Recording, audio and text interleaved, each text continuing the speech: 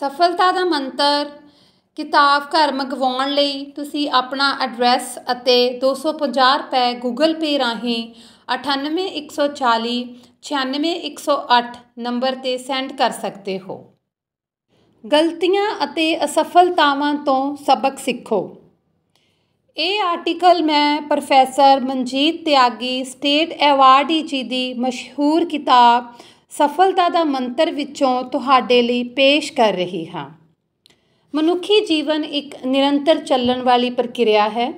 ਇਸ ਨੂੰ ਰੋਕਿਆ ਨਹੀਂ ਜਾ ਸਕਦਾ ਅਤੇ ਨਾ ਹੀ ਗਲਤੀਆਂ ਨੂੰ ਰੋਕਿਆ ਜਾ ਸਕਦਾ ਹੈ, ਕਿਉਂਕਿ ਅੱਜ ਦਾ ਦਿਨ ਬੀਤੇ ਹੋਏ ਕੱਲ੍ਹ ਨਾਲੋਂ ਅਲੱਗ ਹੈ ਅਤੇ ਆਉਣ ਵਾਲਾ ਕੱਲ੍ਹ ਅੱਜ ਨਾਲੋਂ ਅਲੱਗ ਹੋਵੇਗਾ। ਹਰ ਦਿਨ ਸਥਿਤੀਆਂ ਵਿੱਚ ਬਦਲਾਅ ਆਉਂਦਾ ਹੈ। ਹਰ ਦਿਨ ਮਨੁੱਖ ਲਈ ਨਵਾਂ ਹੈ, ਇਸ ਲਈ ਗਲਤੀਆਂ ਹੋਣਾ ਸੰਭਾਵਿਕ ਹੈ। ਭਾਵੇਂ ਅਸੀਂ ਪੂਰੀ ਤਰ੍ਹਾਂ ਤਾਂ ਗਲਤੀਆਂ 'ਤੇ ਕਾਬੂ ਨਹੀਂ ਪਾ ਸਕਦੇ, ਪਰ ਆਪਣੀ ਬੁੱਧੀ ਦਾ ਇਸਤੇਮਾਲ ਕਰਕੇ ਗਲਤੀਆਂ ਦੀ ਗਿਣਤੀ ਘਟਾ ਸਕਦੇ ਹਾਂ। ਮਨੁੱਖ ਗਲਤੀਆਂ ਦਾ ਪੁਤਲਾ ਹੈ, ਇਸ ਲਈ ਕਦੇ ਨਾ ਕਦੇ ਹਰ ਕੋਈ ਗਲਤੀ ਕਰਦਾ ਹੈ।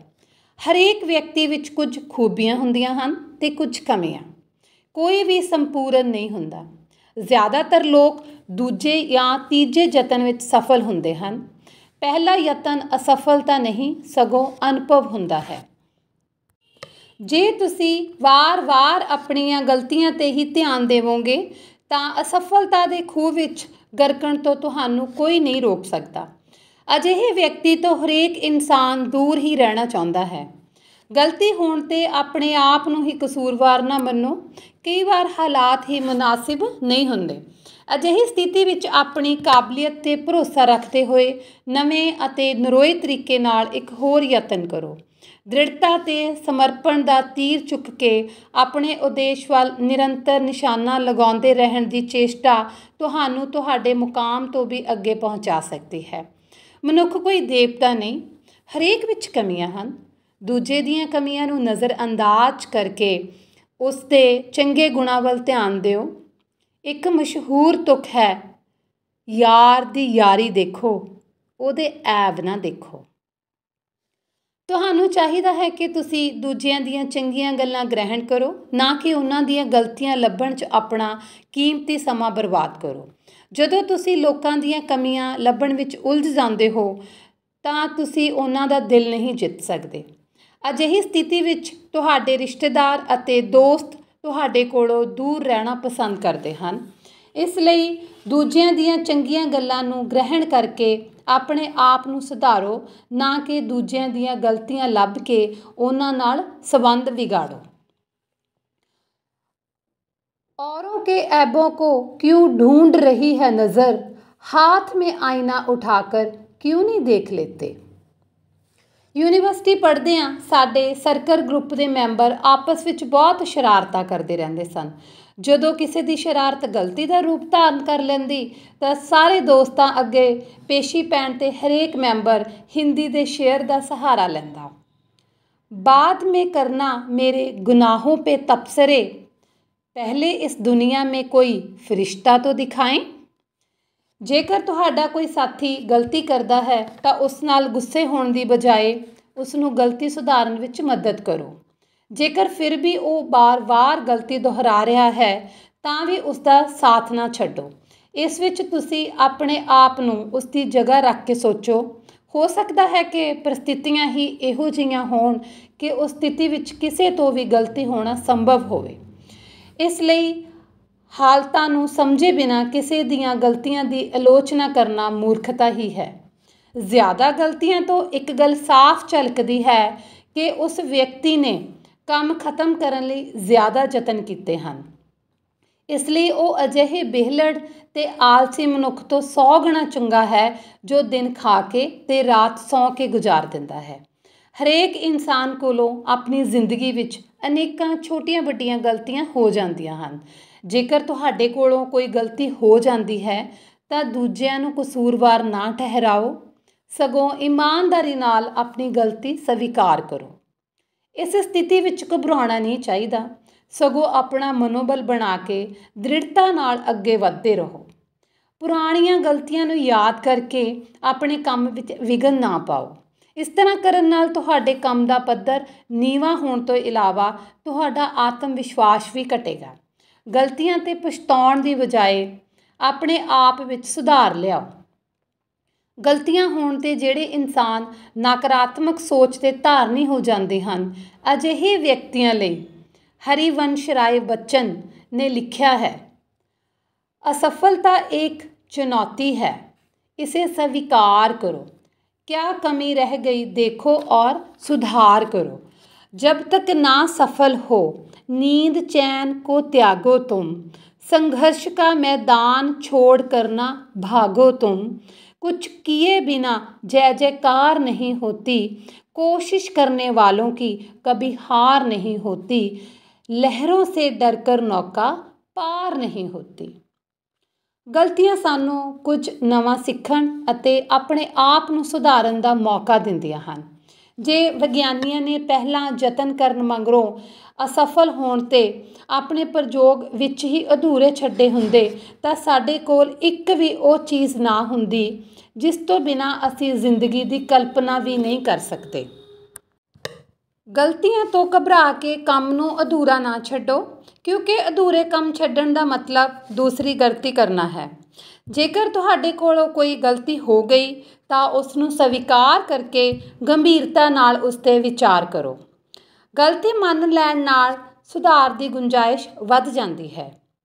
ਗਾਂਧੀ ਜੀ ਮੁਤਾਬਿਕ ਉਹ ਵਿਅਕਤੀ ਮਹਾਨ ਹੈ ਜਿਹੜਾ ਗਲਤੀ ਕਰਕੇ ਇਹ ਸਵੀਕਾਰ ਕਰਦਾ ਹੈ ਤੇ ਭਵਿੱਖ ਵਿੱਚ ਇਸ ਪ੍ਰਤੀ ਚੌਕਸ ਰਹਿੰਦਾ ਹੈ। ਜੇਕਰ ਕੋਈ ਵੀ ਵਿਅਕਤੀ ਦੂਜਿਆਂ ਦੀਆਂ ਗਲਤੀਆਂ ਲੱਭਣ ਵਿੱਚ ਗਲਤਾਨ ਹੋ ਜਾਵੇ ਤਾਂ ਸਮਝੋ ਉਹ ਆਪਣੀ ਤਰੱਕੀ ਵਿੱਚ ਰੋੜੇ ਅਟਕਾ ਰਿਹਾ ਹੈ, ਕਿਉਂਕਿ ਮਨੁੱਖ ਇੱਕ ਸਮਾਜਿਕ ਪ੍ਰਾਣੀ ਹੈ। ਸਮਾਜ ਤੁਹਾਡੀ ਤਰੱਕੀ ਵਿੱਚ ਵੱਡਮੁੱਲਾ ਯੋਗਦਾਨ ਪਾਉਂਦਾ ਹੈ। ਗਲਤੀਆਂ ਦੇ ਥੰਮਾਂ 'ਤੇ ਹੀ ਸਫਲਤਾ ਦੀ ਮੰਜ਼ਿਲ ਟਿਕੀ ਹੁੰਦੀ ਹੈ, ਪਰ ਇਸ ਦੀ ਜ਼ਰੂਰੀ ਸ਼ਰਤ ਇਹ ਹੈ ਕਿ ਤੁਹਾਡੇ ਹਰੇਕ ਯਤਨ ਵਿੱਚ ਸੁਧਾਰ ਹੋਵੇ। ਨਵੇਂ ਯਤਨ ਵਿੱਚ ਸੁਧਾਰ ਲਿਆਉਣ 'ਤੇ ਗਲਤੀਆਂ ਦਿਸ਼ਾ ਨਿਰਦੇਸ਼ਕ ਦੀ ਭੂਮਿਕਾ ਨਿਭਾਉਂਦੀਆਂ ਹਨ। ਜੇਕਰ ਤੁਸੀਂ ਕਾਰ ਚਲਾਉਣੀ ਸਿੱਖ ਰਹੇ ਹੋ ਤਾਂ ਸਟਾਰਟ ਕਰਨ ਮਗਰੋਂ ਜ਼ਰੂਰੀ ਹੁੰਦਾ ਹੈ ਕਿ ਤੁਸੀਂ ਐਕਸੀਲੇਟਰ ਅਤੇ ਕਲੱਚ ਨੂੰ ਇੱਕ ਅਨੁਪਾਤ ਵਿੱਚ ਕ੍ਰਮਵਾਰ ਦੱਬੋ ਅਤੇ ਚੱਕੋ। ਥੋੜ੍ਹੀ ਗੜਬੜ ਹੋਣ 'ਤੇ ਹੀ ਕਾਰ ਰੁਕ ਜਾਂਦੀ ਹੈ। ਜਦੋਂ ਤੁਸੀਂ ਹਰੇਕ ਯਤਨ ਵਿੱਚ ਸੁਧਾਰ ਕਰਦੇ ਜਾਂਦੇ ਹੋ ਤਾਂ ਇੱਕ ਕੁਸ਼ਲ ਚਾਲਕ ਬਣ ਜਾਂਦੇ ਹੋ। ਸੁਧਾਰ ਬਿਨਾਂ ਸਫਲਤਾ ਸੰਭਵ ਨਹੀਂ।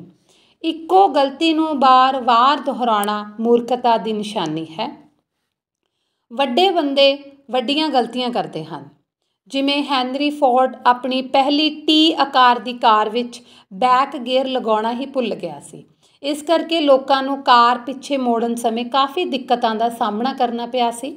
ਮਨੁੱਖ ਅਤੇ ਦੇਵਤੇ ਵਿੱਚ ਇਹੀ ਫਰਕ ਹੈ ਕਿ ਮਨੁੱਖ ਗਲਤੀਆਂ ਕਰਦਾ ਹੈ। ਕਈ ਵਿਅਕਤੀ ਆਪਣੇ ਆਪ ਨੂੰ ਸੰਪੂਰਨ ਹੋਣ ਦਾ ਭਰਮ ਪਾਲ ਕੇ ਆਪਣੀਆਂ ਗਲਤੀਆਂ ਨੂੰ ਛੁਪਾਉਂਦੇ ਹਨ। ਗਲਤ ਹੋਣ 'ਤੇ ਵੀ ਆਪਣੀ ਗੱਲ 'ਤੇ ਅੜੇ ਰਹਿੰਦੇ ਹਨ। ਉਹਨਾਂ ਦੀ ਹਮੇਸ਼ਾ ਇਹੀ ਕੋਸ਼ਿਸ਼ ਰਹਿੰਦੀ ਹੈ ਕਿ ਦੂਜਿਆਂ ਦੀਆਂ ਗਲਤੀਆਂ ਨੂੰ ਕਿਵੇਂ ਉਜਾਗਰ ਕੀਤਾ ਜਾਵੇ। ਅਜਿਹੇ ਲੋਕਾਂ ਨੂੰ ਦੂਜਿਆਂ ਦੀਆਂ ਖੂਬੀਆਂ ਨਜ਼ਰ ਨਹੀਂ ਆਉਂਦੀਆਂ, ਸਿਰਫ ਗਲਤੀਆਂ ਜਾਂ ਕਮੀਆਂ ਹੀ ਨਜ਼ਰ ਆਉਂਦੀਆਂ ਹਨ। ਗਲਤੀ ਤਾਂ ਹਰੇਕ ਬੰਦਾ ਲੱਭ ਸਕਦਾ ਹੈ, ਪਰ ਉਸ ਗਲਤੀ ਨੂੰ ਸੁਧਾਰ ਕੇ ਦਿਖਾਉਣਾ ਹਰ ਇੱਕ ਦੇ ਬਸ ਦੀ ਗੱਲ ਨਹੀਂ ਹੁੰਦੀ। ਜਿਵੇਂ ਇੱਕ ਵਾਰ ਇੱਕ ਚਿੱਤਰਕਾਰ ਨੇ ਆਪਣੀ ਜ਼ਿੰਦਗੀ ਦੀ ਬਿਹਤਰੀਨ ਪੇਂਟਿੰਗ ਬਣਾ ਕੇ ਚੌਂਕ ਵਿੱਚ ਟੰਗ ਦਿੱਤੀ।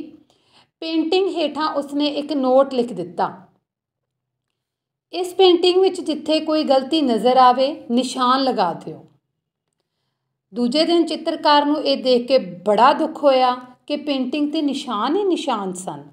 ਹਿੰਮਤ ਕਰਕੇ ਉਸਨੇ ਉਹੋ ਜਿਹੀ ਇੱਕ ਹੋਰ ਪੇਂਟਿੰਗ ਬਣਾਈ ਅਤੇ ਉਸੇ ਚੌਂਕ ਵਿੱਚ ਟੰਗ ਦਿੱਤੀ ਅਤੇ ਨਾਲ ਹੀ ਉਸਨੇ ਲਿਖ ਦਿੱਤਾ, ਇਸ ਪੇਂਟਿੰਗ ਵਿੱਚ ਜੇਕਰ ਕਿਸੇ ਨੂੰ ਕੋਈ ਗਲਤੀ ਨਜ਼ਰ ਆਵੇ ਤਾਂ ਉਹ ਠੀਕ ਕਰ ਸਕਦਾ ਹੈ। ਦੂਜੇ ਦਿਨ ਚਿੱਤਰਕਾਰ ਬੜੀ ਉਤਸੁਕਤਾ ਨਾਲ ਲੋਕਾਂ ਦੀ ਪ੍ਰਤੀਕਿਰਿਆ ਦੇਖਣ ਲਈ ਉੱਥੇ ਗਿਆ ਤਾਂ ਇਹ ਦੇਖ ਕੇ ਉਸ ਦੀ ਹੈਰਾਨੀ ਦੀ ਹੱਦ ਨਾ ਰਹੀ ਕਿ ਕਿਸੇ ਨੇ ਵੀ ਪੇਂਟਿੰਗ ਵਿੱਚ ਕੋਈ ਤਬਦੀਲੀ ਨਹੀਂ ਸੀ ਕੀਤੀ। ਬਰਨਾਲਾ ਜ਼ਿਲ੍ਹੇ ਦੇ ਪਿੰਡ ਕੁਰੜ ਦੇ ਮਸ਼ਹੂਰ ਬੁੱਤਕਾਰ ਮਾਸਟਰ ਮਹਿੰਦਰ ਸਿੰਘ ਨੂੰ ਜਦੋਂ ਮੈਂ ਸਵਾਲ ਕੀਤਾ ਕਿ ਤੁਸੀਂ ਆਦਮਕਦ ਬੁੱਤ ਬਣਾਉਣਾ ਕਿੱਥੋਂ ਸਿੱਖਿਆ, ਤਾਂ ਉਹਨਾਂ ਦਾ ਉੱਤਰ ਸੀ ਗਲਤੀਆਂ ਤੋਂ। ਉਹਨਾਂ ਦੱਸਿਆ ਕਿ ਬੁੱਤ ਬਣਾਉਂਦੇ ਸਮੇਂ ਜਦੋਂ ਉਹਨਾਂ ਕੋਲੋਂ ਕੋਈ ਗਲਤੀ ਹੁੰਦੀ ਤਾਂ ਉਹ ਦਿਮਾਗ ਵਿੱਚ ਵਿਚਾਰਦੇ ਰਹਿੰਦੇ ਸਨ ਅਤੇ ਦੂਜੇ ਦਿਨ ਉਸ ਗਲਤੀ ਨੂੰ ਸੁਧਾਰਨ ਵਿੱਚ ਸਫਲ ਹੋ ਜਾਂਦੇ ਸਨ। ਨਤੀਜੇ ਵਜੋਂ ਅੱਜ ਲੋਕ ਉਹਨਾਂ ਨੂੰ ਇੱਕ ਸਫਲ ਬੁੱਤਕਾਰ ਵਜੋਂ ਜਾਣਦੇ ਪਹਿਚਾਣਦੇ ਹਨ। ਵਿਅਕਤੀ ਗਲਤੀਆਂ ਤੋਂ ਸਬਕ ਸਿੱਖ ਕੇ ਹੀ ਮਹਾਨ ਬਣਦਾ ਹੈ। ਗਲਤੀਆਂ ਨੂੰ ਯਾਦ ਰੱਖਣ ਦੀ ਬਜਾਏ ਗਲਤੀਆਂ ਤੋਂ ਸਿੱਖਿਆ ਸਬਕ ਯਾਦ ਰੱਖੋ। ਗਲਤੀਆਂ ਵਿਕਾਸ ਦੇ ਰਾਹ 'ਤੇ ਮੀਲ ਪੱਥਰ ਸਾਬਿਤ ਹੁੰਦੀਆਂ ਹਨ। ਗਲਤੀਆਂ ਦਾ ਮਤਲਬ ਤੁਸੀਂ ਕੁਝ ਨਵਾਂ ਸਿੱਖ ਰਹੇ ਹੋ। ਜੇਕਰ ਕੁਝ ਕਰਦੇ ਸਮੇਂ ਤੁਸੀਂ ਇੱਕ ਵਾਰੀ ਵਿੱਚ ਹੀ ਸਫਲ ਹੋ ਜਾਂਦੇ ਹੋ ਤਾਂ ਇਸ ਦਾ ਮਤਲਬ ਸ਼ਾਇਦ ਤੁਹਾਨੂੰ ਪਤਾ ਹੈ ਕਿ ਇਹ ਕੰਮ ਕਿਸ ਤਰ੍ਹਾਂ ਕੀਤਾ ਜਾਵੇ। ਦਰਅਸਲ ਗਲਤੀਆਂ ਸੰਸਾਰ ਦੀ ਉਹ ਅਦਭੁਤ ਚੀਜ਼ ਹਨ ਜੋ ਸਿੱਖਣ ਦੇ ਨਾਲ ਨਾਲ ਵਿਕਾਸ, ਗਿਆਨ ਅਤੇ ਸੁਧਾਰ ਨੂੰ ਸੰਭਵ ਬਣਾਉਂਦੀਆਂ ਹਨ। ਇਸ ਲਈ ਗਲਤੀਆਂ ਤੋਂ ਨਾ ਡਰੋ, ਪਰ ਉਹੀ ਗਲਤੀਆਂ ਵਾਰ-ਵਾਰ ਕਰਨ ਤੋਂ ਡਰੋ। ਧੰਨਵਾਦ।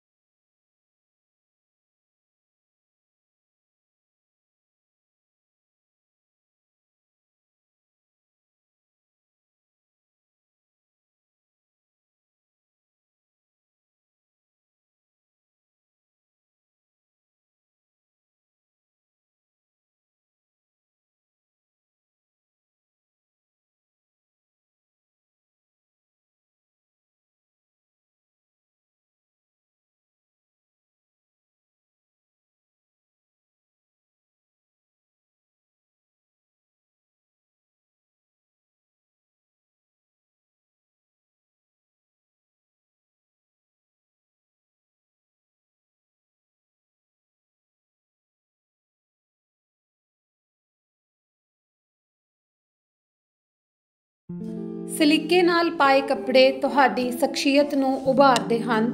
ਇਹ ਆਰਟੀਕਲ ਮੈਂ ਪ੍ਰੋਫੈਸਰ ਮਨਜੀਤ ਤਿਆਗੀ ਸਟੇਟ ਐਵਾਰਡੀ ਜੀ ਦੀ ਮਸ਼ਹੂਰ ਕਿਤਾਬ ਸਫਲਤਾ ਦਾ ਮੰਤਰ ਵਿੱਚੋਂ ਤੁਹਾਡੇ ਲਈ ਪੇਸ਼ ਕਰ ਰਹੀ ਹਾਂ। ਕੱਪੜੇ ਹਰ ਵਿਅਕਤੀ ਦੀ ਬੁਨਿਆਦੀ ਲੋੜ ਹਨ। ਕਿਸੇ ਵੀ ਖੇਤਰ ਦੇ ਲੋਕਾਂ ਦਾ ਪਹਿਰਾਵਾ ਉਸ ਖੇਤਰ ਦੀ ਭੂਗੋਲਿਕ ਸਥਿਤੀ, ਪੌਣ ਪਾਣੀ, ਰੁੱਤਾਂ ਅਤੇ ਰੁਜ਼ਗਾਰ ਦੇ ਸਾਧਨਾਂ ਉੱਤੇ ਨਿਰਭਰ ਕਰਦਾ ਹੈ। ਮਨੁੱਖੀ ਜੀਵਨ ਵਿੱਚ ਪਹਿਰਾਵਾ ਮਹੱਤਵਪੂਰਨ ਰੋਲ ਅਦਾ ਕਰਦਾ ਹੈ। ਅੱਜ ਕੱਲ੍ਹ ਪਹਿਰਾਵਾ ਦੇਖ ਕੇ ਹੀ ਲੋਕ ਤੁਹਾਡੀ ਸੋਚ ਅਤੇ ਆਰਥਿਕ ਪੱਧਰ ਦਾ ਅੰਦਾਜ਼ਾ ਲਗਾ ਲੈਂਦੇ ਹਨ। ਤੁਸੀਂ ਇਹ ਸੁਣ ਕੇ ਹੈਰਾਨ ਹੋਵੋਗੇ ਕਿ ਲੋਕ ਪਹਿਲੇ 4 ਸਕਿੰਟ ਵਿੱਚ ਹੀ ਤੁਹਾਡੇ ਬਾਰੇ ਆਪਣੀ 90% ਰਾਏ ਬਣਾ ਲੈਂਦੇ ਹਨ। ਇਸ ਤੋਂ ਇਲਾਵਾ ਕਿਸੇ ਵੀ ਆਦਮੀ ਦਾ ਪਹਿਰਾਵਾ ਦੇਖ ਕੇ ਅਸੀਂ ਪਹਿਲੀ ਤੱਕਣੀ 'ਚ ਹੀ ਅੰਦਾਜ਼ਾ ਲਗਾ ਸਕਦੇ ਹਾਂ ਕਿ ਇਹ ਆਦਮੀ ਵਕੀਲ ਹੈ, ਪੁਲਿਸ ਮੁਲਾਜ਼ਮ ਹੈ, ਸੰਤ ਹੈ, ਫੌਜੀ ਹੈ ਜਾਂ ਕੋਈ ਨੇਤਾ ਹੈ। ਸਲੀਕੇ ਨਾਲ ਪਾਏ ਹੋਏ ਕੱਪੜੇ ਵਿਅਕਤੀ ਦੀ ਸ਼ਖਸੀਅਤ ਬਿਆਨ ਕਰ ਦਿੰਦੇ ਹਨ। ਤੁਸੀਂ ਮਹਿਸੂਸ ਕੀਤਾ ਹੋਵੇਗਾ ਕਿ ਜਿਸ ਦਿਨ ਤੁਹਾਡੇ ਸੋਹਣੇ ਕੱਪੜੇ ਪਾਏ ਹੁੰਦੇ ਹਨ ਤੁਹਾਡਾ ਕਾਨਫੀਡੈਂਸ ਲੈਵਲ ਅਪ ਹੁੰਦਾ ਹੈ ਤੇ ਜਿਸ ਦਿਨ ਆਮ ਕੱਪੜੇ ਪਾਏ ਹੁੰਦੇ ਹਨ ਉਸ ਦਿਨ ਤੁਸੀਂ ਜ਼ਿਆਦਾ ਕੌਨਫੀਡੈਂਟ ਨਹੀਂ ਹੁੰਦੇ। ਸਪਸ਼ਟ ਹੈ ਕਿ ਪਹਿਰਾਵਾ ਮਨੋਵਿਗਿਆਨਿਕ ਪ੍ਰਭਾਵ ਪਾਉਂਦਾ ਹੈ ਤੇ ਸ਼ਖਸੀਅਤ ਨੂੰ ਉਜਾਗਰ ਵੀ ਕਰਦਾ ਹੈ। ਤੁਹਾਡੇ ਕੱਪੜੇ ਇਸ ਗੱਲ ਦੀ ਬੁਨਿਆਦੀ ਕਰਦੇ ਹਨ ਕਿ ਲੋਕ ਤੁਹਾਡੇ ਨਾਲ ਕਿਸ ਤਰ੍ਹਾਂ ਦਾ ਵਰਤਾਓ ਕਰਨ। ਅੱਜ ਤੋਂ 15 ਕੁ ਸਾਲ ਪਹਿਲਾਂ ਇੱਕ NGO ਨੇ ਮੈਨੂੰ ਉਮੀਦਵਾਰਾਂ ਦੀ ਇੰਟਰਵਿਊ ਲੈਣ ਲਈ ਬੁਲਾਇਆ। ਹਰੇਕ ਪਿੰਡ ਵਿੱਚ ਸਿਲਾਈ ਸੈਂਟਰ ਖੋਲ੍ਹਣ ਲਈ ਸਿਲਾਈ ਟੀਚਰ ਰੱਖਣੇ ਸਨ। ਇਸ ਤੋਂ ਇਲਾਵਾ ਸਿਲਾਈ ਟੀਚਰਾਂ ਦੀ ਦੇਖਰੇਖ ਅਤੇ ਮਦਦ ਲਈ ਤਹਿਸੀਲ ਪੱਧਰ 'ਤੇ ਸੁਪਰਵਾਈਜ਼ਰ ਤੇ ਜ਼ਿਲ੍ਹਾ ਪੱਧਰ 'ਤੇ ਮੈਨੇਜਰ ਦੇ ਪਦ ਲਈ ਉਮੀਦਵਾਰਾਂ ਦੀ ਚੋਣ ਕਰਕੇ ਉਹਨਾਂ ਨੂੰ ਨਿਯੁਕਤੀ ਪੱਤਰ ਦੇਣੇ ਸਨ। ਜਿਸ ਦਿਨ ਮੈਂ ਸੁਪਰਵਾਈਜ਼ਰ ਦੀ ਚੋਣ ਲਈ ਜਲੰਧਰ ਜ਼ਿਲ੍ਹੇ ਤੋਂ ਆਈਆਂ ਉਮੀਦਵਾਰ ਲੜਕੀਆਂ ਦੀ ਇੰਟਰਵਿਊ ਲੈ ਰਿਹਾ ਸੀ, ਮੇਰੇ ਕਮਰੇ 'ਚ ਇੱਕ 25 ਕੁ ਸਾਲ ਦੀ ਲੰਮੀ ਲੰਜੀ ਮੁਟਿਆਰ ਆਈ ਜਿਸ ਨੇ ਭੜਕੀਲੇ ਕੱਪੜੇ ਪਾਏ ਹੋਏ ਸਨ। ਉਹ ਪਹਿਲੇ ਦਰਜੇ 'ਚ ਪੋਸਟ ਗ੍ਰੈਜੂਏਟ ਸੀ। ਉਸ ਕੋਲ 4 ਸਾਲ ਬੁਟੀਕ ਚਲਾਉਣ ਦਾ ਤਜਰਬਾ ਵੀ ਸੀ। ਉਸਨੇ ਮੇਰੇ ਜ਼ਿਆਦਾਤਰ ਸਵਾਲਾਂ ਦੇ ਉੱਤਰ ਦਿੱਤੇ ਤੇ ਮੈਂ ਉਸ ਦੀ ਚੋਣ ਨਾ ਕੀਤੀ। ਇੰਟਰਵਿਊ ਦੇ ਤੀਜੇ ਪੜਾਅ ਵਿੱਚ ਉਹੀ ਲੜਕੀ ਜਦੋਂ ਜ਼ਿਲ੍ਹਾ ਮੈਨੇਜਰ ਦੇ ਪਦ ਲਈ ਮੇਰੇ ਕੋਲ ਇੰਟਰਵਿਊ ਦੇਣ ਆਈ ਤਾਂ ਮੈਂ ਉਸ ਨੂੰ ਬਿਨਾਂ ਕੋਈ ਸਵਾਲ ਪੁੱਛੇ ਹੀ ਉਸ ਦੀ ਚੋਣ ਕਰ ਦਿੱਤੀ। ਬਾਅਦ ਵਿੱਚ ਜਦੋਂ ਉਹ ਕੁੜੀ ਮੈਨੂੰ ਮਿਲੀ ਤਾਂ ਪੁੱਛਣ ਲੱਗੀ, ਸਰ ਸੁਪਰਵਾਈਜ਼ਰ ਦੀ ਪੋਸਟ ਲਈ ਤੁਸੀਂ ਮੇਰੀ ਚੋਣ ਨਹੀਂ ਕੀਤੀ ਸੀ ਪਰ ਮੈਨੇਜਰ ਦੀ ਪੋਸਟ ਲਈ ਤੁਸੀਂ ਮੈਨੂੰ ਬਿਨਾਂ ਕੋਈ ਸਵਾਲ ਪੁੱਛੇ ਹੀ ਚੁਣ ਲਿਆ। ਇਸ ਤਰ੍ਹਾਂ ਕਿਉਂ? ਤੁਹਾਡੀ ਵਿਦਿਅਕ ਯੋਗਤਾ, ਤਜਰਬਾ ਅਤੇ ਵਿਸ਼ਵਾਸ ਤੋਂ ਤਾਂ ਮੈਂ ਪਹਿਲਾਂ ਹੀ ਸੰਤੁਸ਼ਟ ਸੀ ਪਰ ਤੁਹਾਡੇ ਅਣਉਚਿਤ ਪਹਿਰਾਵੇ ਕਾਰਨ ਮੈਂ ਤੁਹਾਨੂੰ ਰਿਜੈਕਟ ਕਰ ਦਿੱਤਾ ਸੀ। ਦੂਜੀ ਵਾਰ ਜਦੋਂ ਤੁਸੀਂ ਮੌਕੇ ਅਨੁਸਾਰ ਉਚਿਤ ਪਹਿਰਾਵੇ ਵਿੱਚ ਇੰਟਰਵਿਊ ਦੇਣ ਆਏ ਤਾਂ ਮੈਂ ਤੁਹਾਨੂੰ ਸਿਲੈਕਟ ਕਰ ਦਿੱਤਾ। ਇਸ ਦੇ ਨਾਲ ਹੀ ਮੈਂ ਉਸ ਨੂੰ ਸੁਝਾਅ ਦਿੰਦਿਆਂ ਕਿਹਾ, ਜਦੋਂ ਤੁਸੀਂ ਕਿਸੇ ਨੂੰ ਪਹਿਲੀ ਵਾਰ ਮਿਲਣ ਜਾਓ ਤਾਂ ਭੜਕੀਲੇ ਅਤੇ ਟਾਈਟ ਕੱਪੜੇ ਪਹਿਨਣ ਤੋਂ ਬਚੋ। ਇਸ ਨਾਲ ਸਾਹਮਣੇ ਵਾਲਾ ਵਿਅਕਤੀ ਤੁਹਾਡੀ ਸ਼ਖਸੀਅਤ ਨੂੰ ਦੇਖ ਕੇ ਗਲਤ ਮਤਲਬ ਕੱਢ ਸਕਦਾ ਹੈ। ਜਦੋਂ ਤੁਸੀਂ ਇੰਟਰਵਿਊ ਦੇਣ ਜਾਓ ਤਾਂ ਸਾਦੇ ਕੱਪੜੇ ਹੀ ਪਹਿਨੋ। ਅਜਿਹੀ ਹਾਲਤ ਵਿੱਚ ਸਾਹਮਣੇ ਵਾਲਾ ਵਿਅਕਤੀ ਤੁਹਾਡੇ ਬਾਰੇ ਕੋਈ ਅਨੁਮਾਨ ਲਗਾਉਣ ਤੋਂ ਪਹਿਲਾਂ ਤੁਹਾਨੂੰ ਜਾਣਨ ਦੀ ਕੋਸ਼ਿਸ਼ ਕਰੇਗਾ ਤੇ ਤੁਹਾਡਾ ਸਹੀ ਪ੍ਰਭਾਵ ਪਵੇਗਾ। ਕਦੇ ਵੀ ਕਿਤੇ ਜਾਵੋ ਮੌਕੇ ਮੁਤਾਬਕ ਹੀ ਕੱਪੜਿਆਂ ਦੀ ਚੋਣ ਕਰੋ। ਮੈਂ ਇੱਕ ਅਜਿਹੇ ਵਿਅਕਤੀ ਨੂੰ ਜਾਣਦਾ ਹਾਂ ਜੋ ਪੜ੍ਹਿਆ ਲਿਖਿਆ ਤਾਂ ਘੱਟ ਹੈ ਪਰ ਉਸ ਨੂੰ ਕੱਪੜੇ ਪਾਉਣ ਦੀ ਤਹਿਜ਼ੀਬ ਹੋਣ ਕਾਰਨ ਜ਼ਿਆਦਾਤਰ ਲੋਕ ਉਸ ਨੂੰ ਕੋਈ ਉੱਚ ਅਫਸਰ ਹੀ ਸਮਝ ਲੈਂਦੇ ਹਨ। ਉਹ ਜਿਹੜੇ ਵੀ ਦਫ਼ਤਰ ਕੋਈ ਕੰਮ ਜਾਂਦਾ ਹੈ ਮੁਲਾਜ਼ਮ ਉਸ ਦਾ ਕੰਮ ਪਹਿਲ ਦੇ ਆਧਾਰ 'ਤੇ ਕਰ ਦਿੰਦੇ ਹਨ। ਇੱਕ ਵਾਰ ਇੱਕ ਸਫਲ ਡਾਕਟਰ ਜੋ ਸਾਦੇ ਪਹਿਰਾਵੇ ਵਿੱਚ ਘਰ ਦਾ ਕੰਮ ਕਰ ਰਹੀ ਸੀ ਕੋਲ ਇੱਕ ਮਰੀਜ਼ ਆਇਆ ਤੇ ਉਸਨੇ ਉਸ ਕੋਲੋਂ ਡਾਕਟਰ ਬਾਰੇ ਪੁੱਛਿਆ। ਉਸ ਔਰਤ ਨੇ ਦੱਸਿਆ ਕਿ ਮੈਂ ਹੀ ਡਾਕਟਰ ਹਾਂ। ਉਹ ਘਰ ਦੇ ਨੇੜੇ ਆਪਣੇ ਕਲੀਨਿਕ 'ਚ ਮਰੀਜ਼ ਨੂੰ ਬਿਠਾ ਆਈ। ਜਦੋਂ ਉਹ ਘਰੋਂ ਤਿਆਰ ਹੋ ਕੇ ਕਲੀਨਿਕ ਪਹੁੰਚੀ ਤਾਂ ਉਸ ਨੂੰ ਬਹੁਤ ਹੈਰਾਨੀ ਹੋਈ ਕਿ ਮਰੀਜ਼ ਉੱਥੋਂ ਜਾ ਚੁੱਕਾ ਸੀ, ਕਿਉਂਕਿ ਮਰੀਜ਼ ਦੇ ਦਿਮਾਗ ਵਿੱਚ ਡਾਕਟਰ ਸਾਹਿਬਾ ਦੀ ਇਮੇਜ ਇੱਕ ਸਫਾਈ ਕਰਮਚਾਰੀ ਵਾਲੀ ਬਣ ਚੁੱਕੀ ਸੀ। ਇਸੇ ਤਰ੍ਹਾਂ ਇੱਕ ਅਫਸਰ ਨੇ ਚਪੜਾਸੀ ਨੂੰ ਕਿਹਾ, ਤੂੰ ਪੈਂਟ ਕੋਟ ਪਾ ਕੇ ਦਫ਼ਤਰ ਨਾ ਆਇਆ ਕਰ। क्योंकि लोग पैंट कोट पाए चुस्त दुरुस्त चपड़ासी नूं अफसर ते नाल खड़े अफसर नूं चपड़ासी समझ लैंदे हन। शाम नूं सैर करदिआं रेलवे स्टेशन ते सानूं एक हर रोज़ एक 50 कुछ साल दा आदमी मिलदा। उसने चिट्टी कमीज, काली पैंट अते काले बूट पाए हुंदे हन। ਉਹ शांत चित हो के अपनी मस्तानी चाल नाल ट्रैक दे कई गेड़े ला आउंदा। मैं उस कोल कदे मोबाइल नहीं देखिया। बिना किसी हड़बड़ी तो बिना नांगा फॉर्मल ड्रैस विच सैर करन आउंदा है। उसका पहरावा हरेक दा ध्यान खिंचदा है। मैं ते मेरे दोस्त उसनूं चैंपीयन ऑफ द ट्रैक ਨਾਂ नाल याद करते हाँ। उसके पहरावे नूं देख के हर कोई उसके रुतबे बारे अनुमान लगाउंदा। एक दिन मेरे प्रिंसीपल दोस्त ने दस्सिया कि यह एक सफल इंजीनियर है। पुरानी कचहरी नेड़े बड़ी वड्डी कोठी इस आदमी दी है। इस विच कोई शक नहीं कि पहरावा तुहाडे बोलण तो पहलां तुहाडी शख्सियत बयान कर दिंदा है। पर यह गल भी ध्यान विच रखनी चाहिए है कि कपड़े तुहाडी शख्सियत बारे पहलां प्रभाव तां चंगा सिद्ध सकदे हन, पर जे तुहाडे अंदर गुण, डूंघाई, योग्यता, गंभीरता अते प्रौढ़ता नहीं है तां दुनिया दा कोई भी पहरावा तुहाडी शख्सियत दा चिरस्थाई प्रभाव बरकरार नहीं रख सकता। कपड़े बोलण तो पहलां प्रभाव पाउंदे हन, फिर अकल परखी जाती है। सूझ-बूझ नाल कपड़े पाउण नाल जिथे व्यक्ति का आत्म विश्वास वधदा है, उत्थे उसनूं समाज विच मान सन्मान भी मिलता है। इसलिए स्कूल जाण समय, सफ़र करन समय जां जनतक थावां ते जाण समय तुहाडा पहरावा अजिहा होना चाहिए है कि तुहाडी शख्सियत नूं प्रभावशाली बनावे। तुहाडे बोलण तो पहलां तुहाडे कपड़े बोल पैंदे हन। जे तुसीं चाहुंदे हो कि लोग तुहाडा मजाक उडाउण ते तुहाडे ते हੱਸਣ तां धोती नाल कोट पा के शहर दा चक्कर ला आओ, सारे तुहाडे ते हੱਸਣਗੇ। पर जे तुसीं लोकां तो सत्कार लेना चाहुंदे हो, सन्मान लेना चाहुंदे हो तां तुहानूं इह गल समझनी पवेगी कि ड्रैस कोड की हुंदा है। पार्टी वेयर किहड़े हुंदे हन, कैजुअल वेयर किहड़े हुंदे हन ते फॉर्मल वेयर किहड़े हुंदे हन। अपनी दिख नूं सोहना बनाउण लई ध्यान रखो कि जे तुसीं मोटे हो तां बरीक पट्टियां वाले कपड़े पाओ, तुहाडा मोटापा घट नज़र आवेगा। जे तुसीं पतले हो तां मोटियां पट्टियां वाले कपड़े पाओ, ज़्यादा ठीक लगणगे। जे गर्मी का मौसम है तां हल्के रंग के कपड़िਆਂ नूं प्रेफरेंस दिओ। साडे भारती कल्चर च तां दिनां दे मुताबिक अलग अलग रंग के कपड़े पाए जाते हैं। जिमें सैटरडे वाले दिन ब्लैक कलर ते मंगलवार वाले दिन ऑरेंज कलर के कपड़े पाउण नूं तरजीह दित्ती जाती है। रोजाना पहनण लई तुसीं चाहे सधारण कपड़े ही खरीदो, पर खास मौक़िਆਂ ते वधिया क्वालिटी के कपड़े पहनण नूं तरजीह दिओ। सूट दे नाल मैच करदी टाई तुहाडी शख्सियत नूं बेहतर दिख प्रदान करती है। एक ही टाई की वरतों वार-वार ना करो।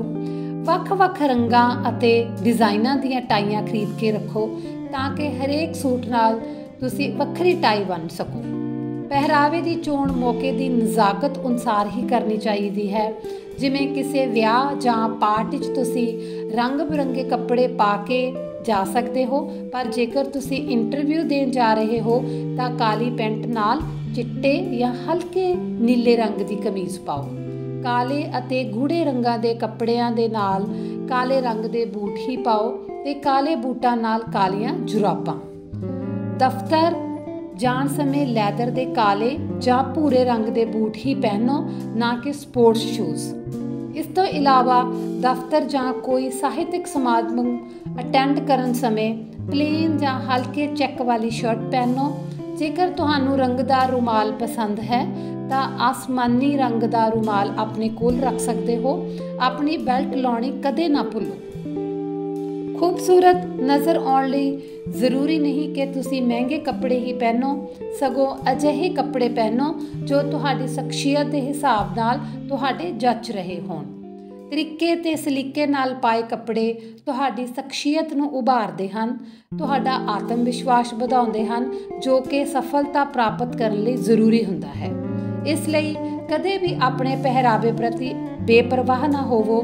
सलीके नाल कपड़े पाउण नाल तुसीं खूबसूरत तां लगोगे ही, ਨਾਲ ਹੀ ਲੋਕਾਂ ਵਿੱਚ ਤੁਹਾਡੀ ਲੋਕਪ੍ਰਿਯਤਾ ਵੀ ਵਧੇਗੀ। ਧੰਨਵਾਦ।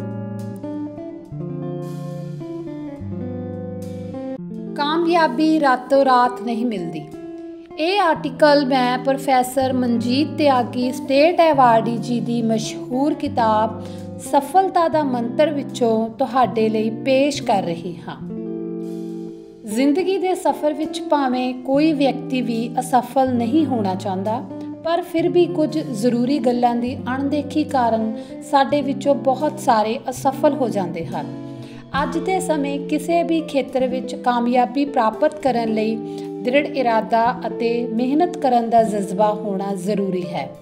ਜਿਹੜਾ ਮਨੁੱਖ ਆਪਣਾ ਕੰਮ ਨਿਰੰਤਰ ਜਾਰੀ ਰੱਖਦਾ ਹੈ, ਉਹ ਪੜਾਅ ਦਰ ਪੜਾਅ ਮੁਸ਼ਕਿਲਾਂ ਨੂੰ ਕੁਚਲਦਾ ਹੋਇਆ ਆਪਣੇ ਮਿਸ਼ਨ ਵਿੱਚ ਸਫਲ ਹੋ ਜਾਂਦਾ ਹੈ। ਸਫਲਤਾ ਕੋਈ ਐਸੀ ਚੀਜ਼ ਨਹੀਂ ਜਿਸ ਨੂੰ ਬਾਜ਼ਾਰ ਵਿੱਚੋਂ ਖਰੀਦਿਆ ਜਾ ਸਕੇ। ਕੁਝ ਜ਼ਰੂਰੀ ਗੱਲਾਂ ਜੋ ਕਾਮਯਾਬੀ ਦਾ ਸਿਹਰਾ ਤੁਹਾਡੇ ਸਿਰ ਤੇ ਸਜਾਉਣ ਵਿੱਚ ਮਦਦ ਕਰ ਸਕਦੀਆਂ ਹਨ। ਨੰਬਰ 1, ਯੋਜਨਾ ਬਣਾ ਕੇ ਸਹੀ ਦਿਸ਼ਾ ਵਿੱਚ ਹੀ ਆਪਣੀ ਊਰਜਾ ਲਗਾਓ।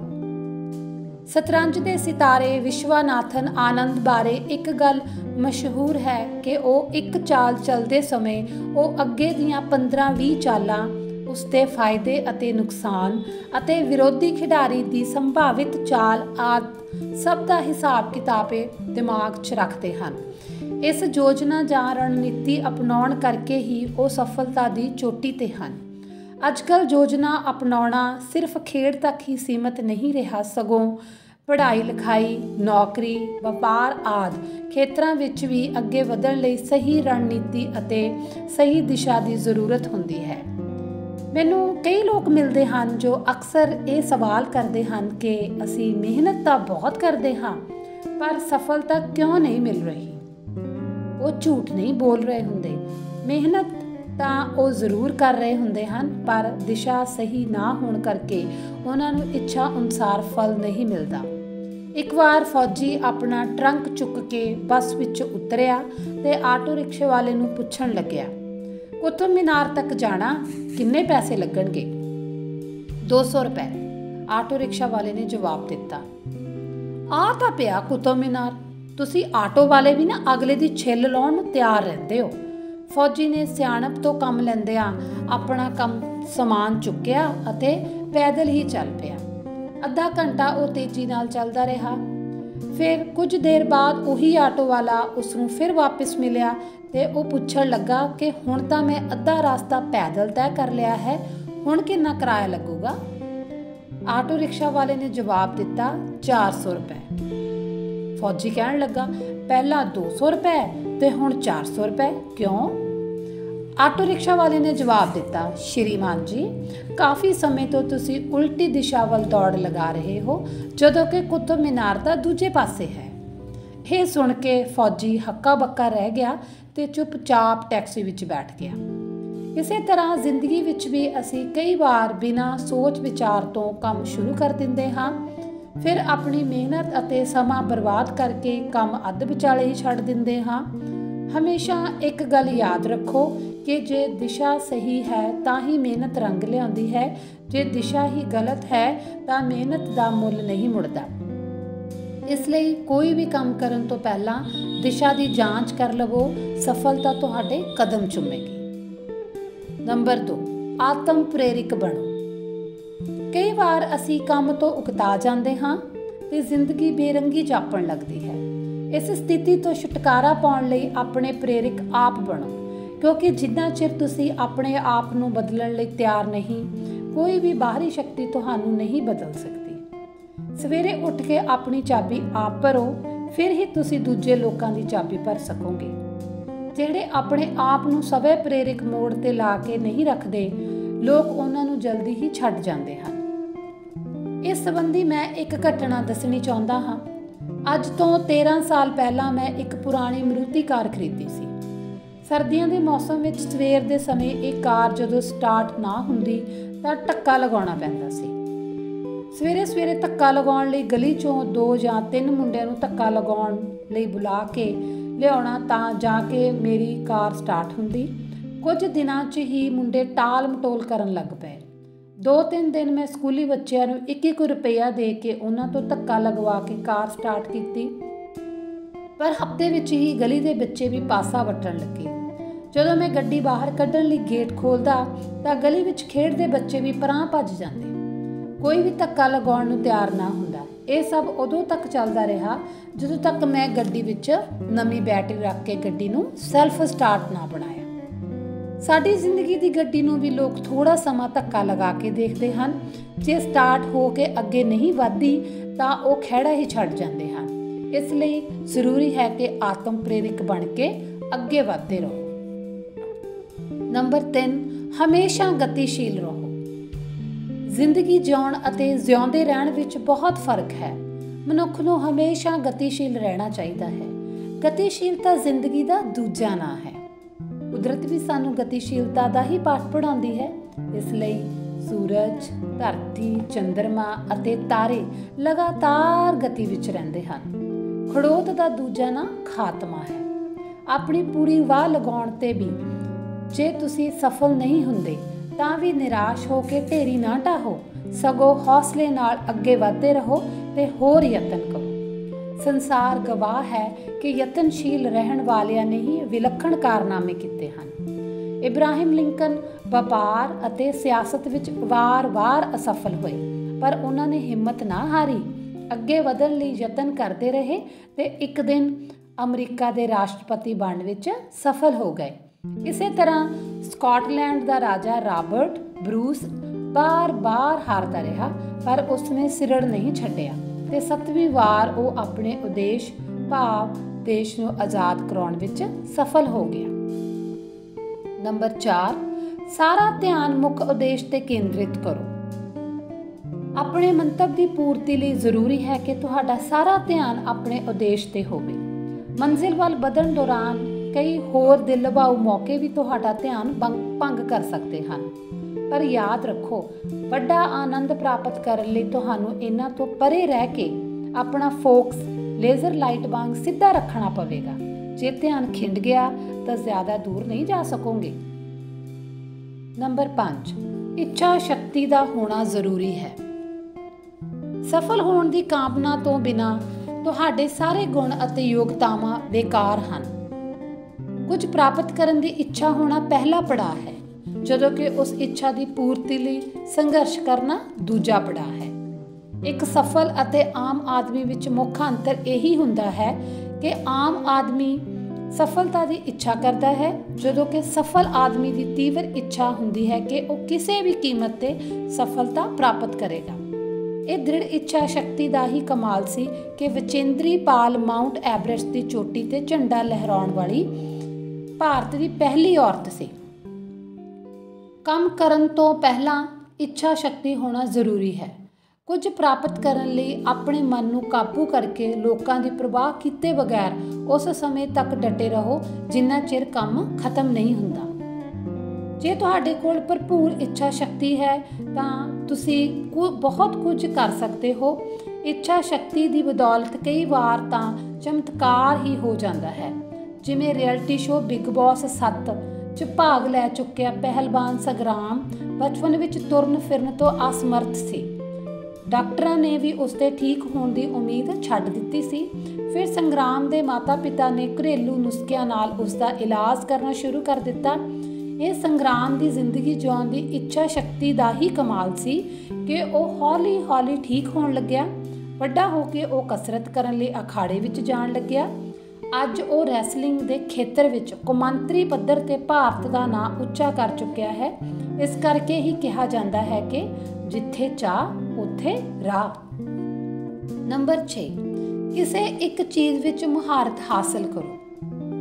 अज की गलाकट प्रतियोगिता दौरान वो बंदा ही बाजार विच अपनी धाक जमा सकता है जिसनों किसी चीज़ च खास मुहारत हासिल होवे।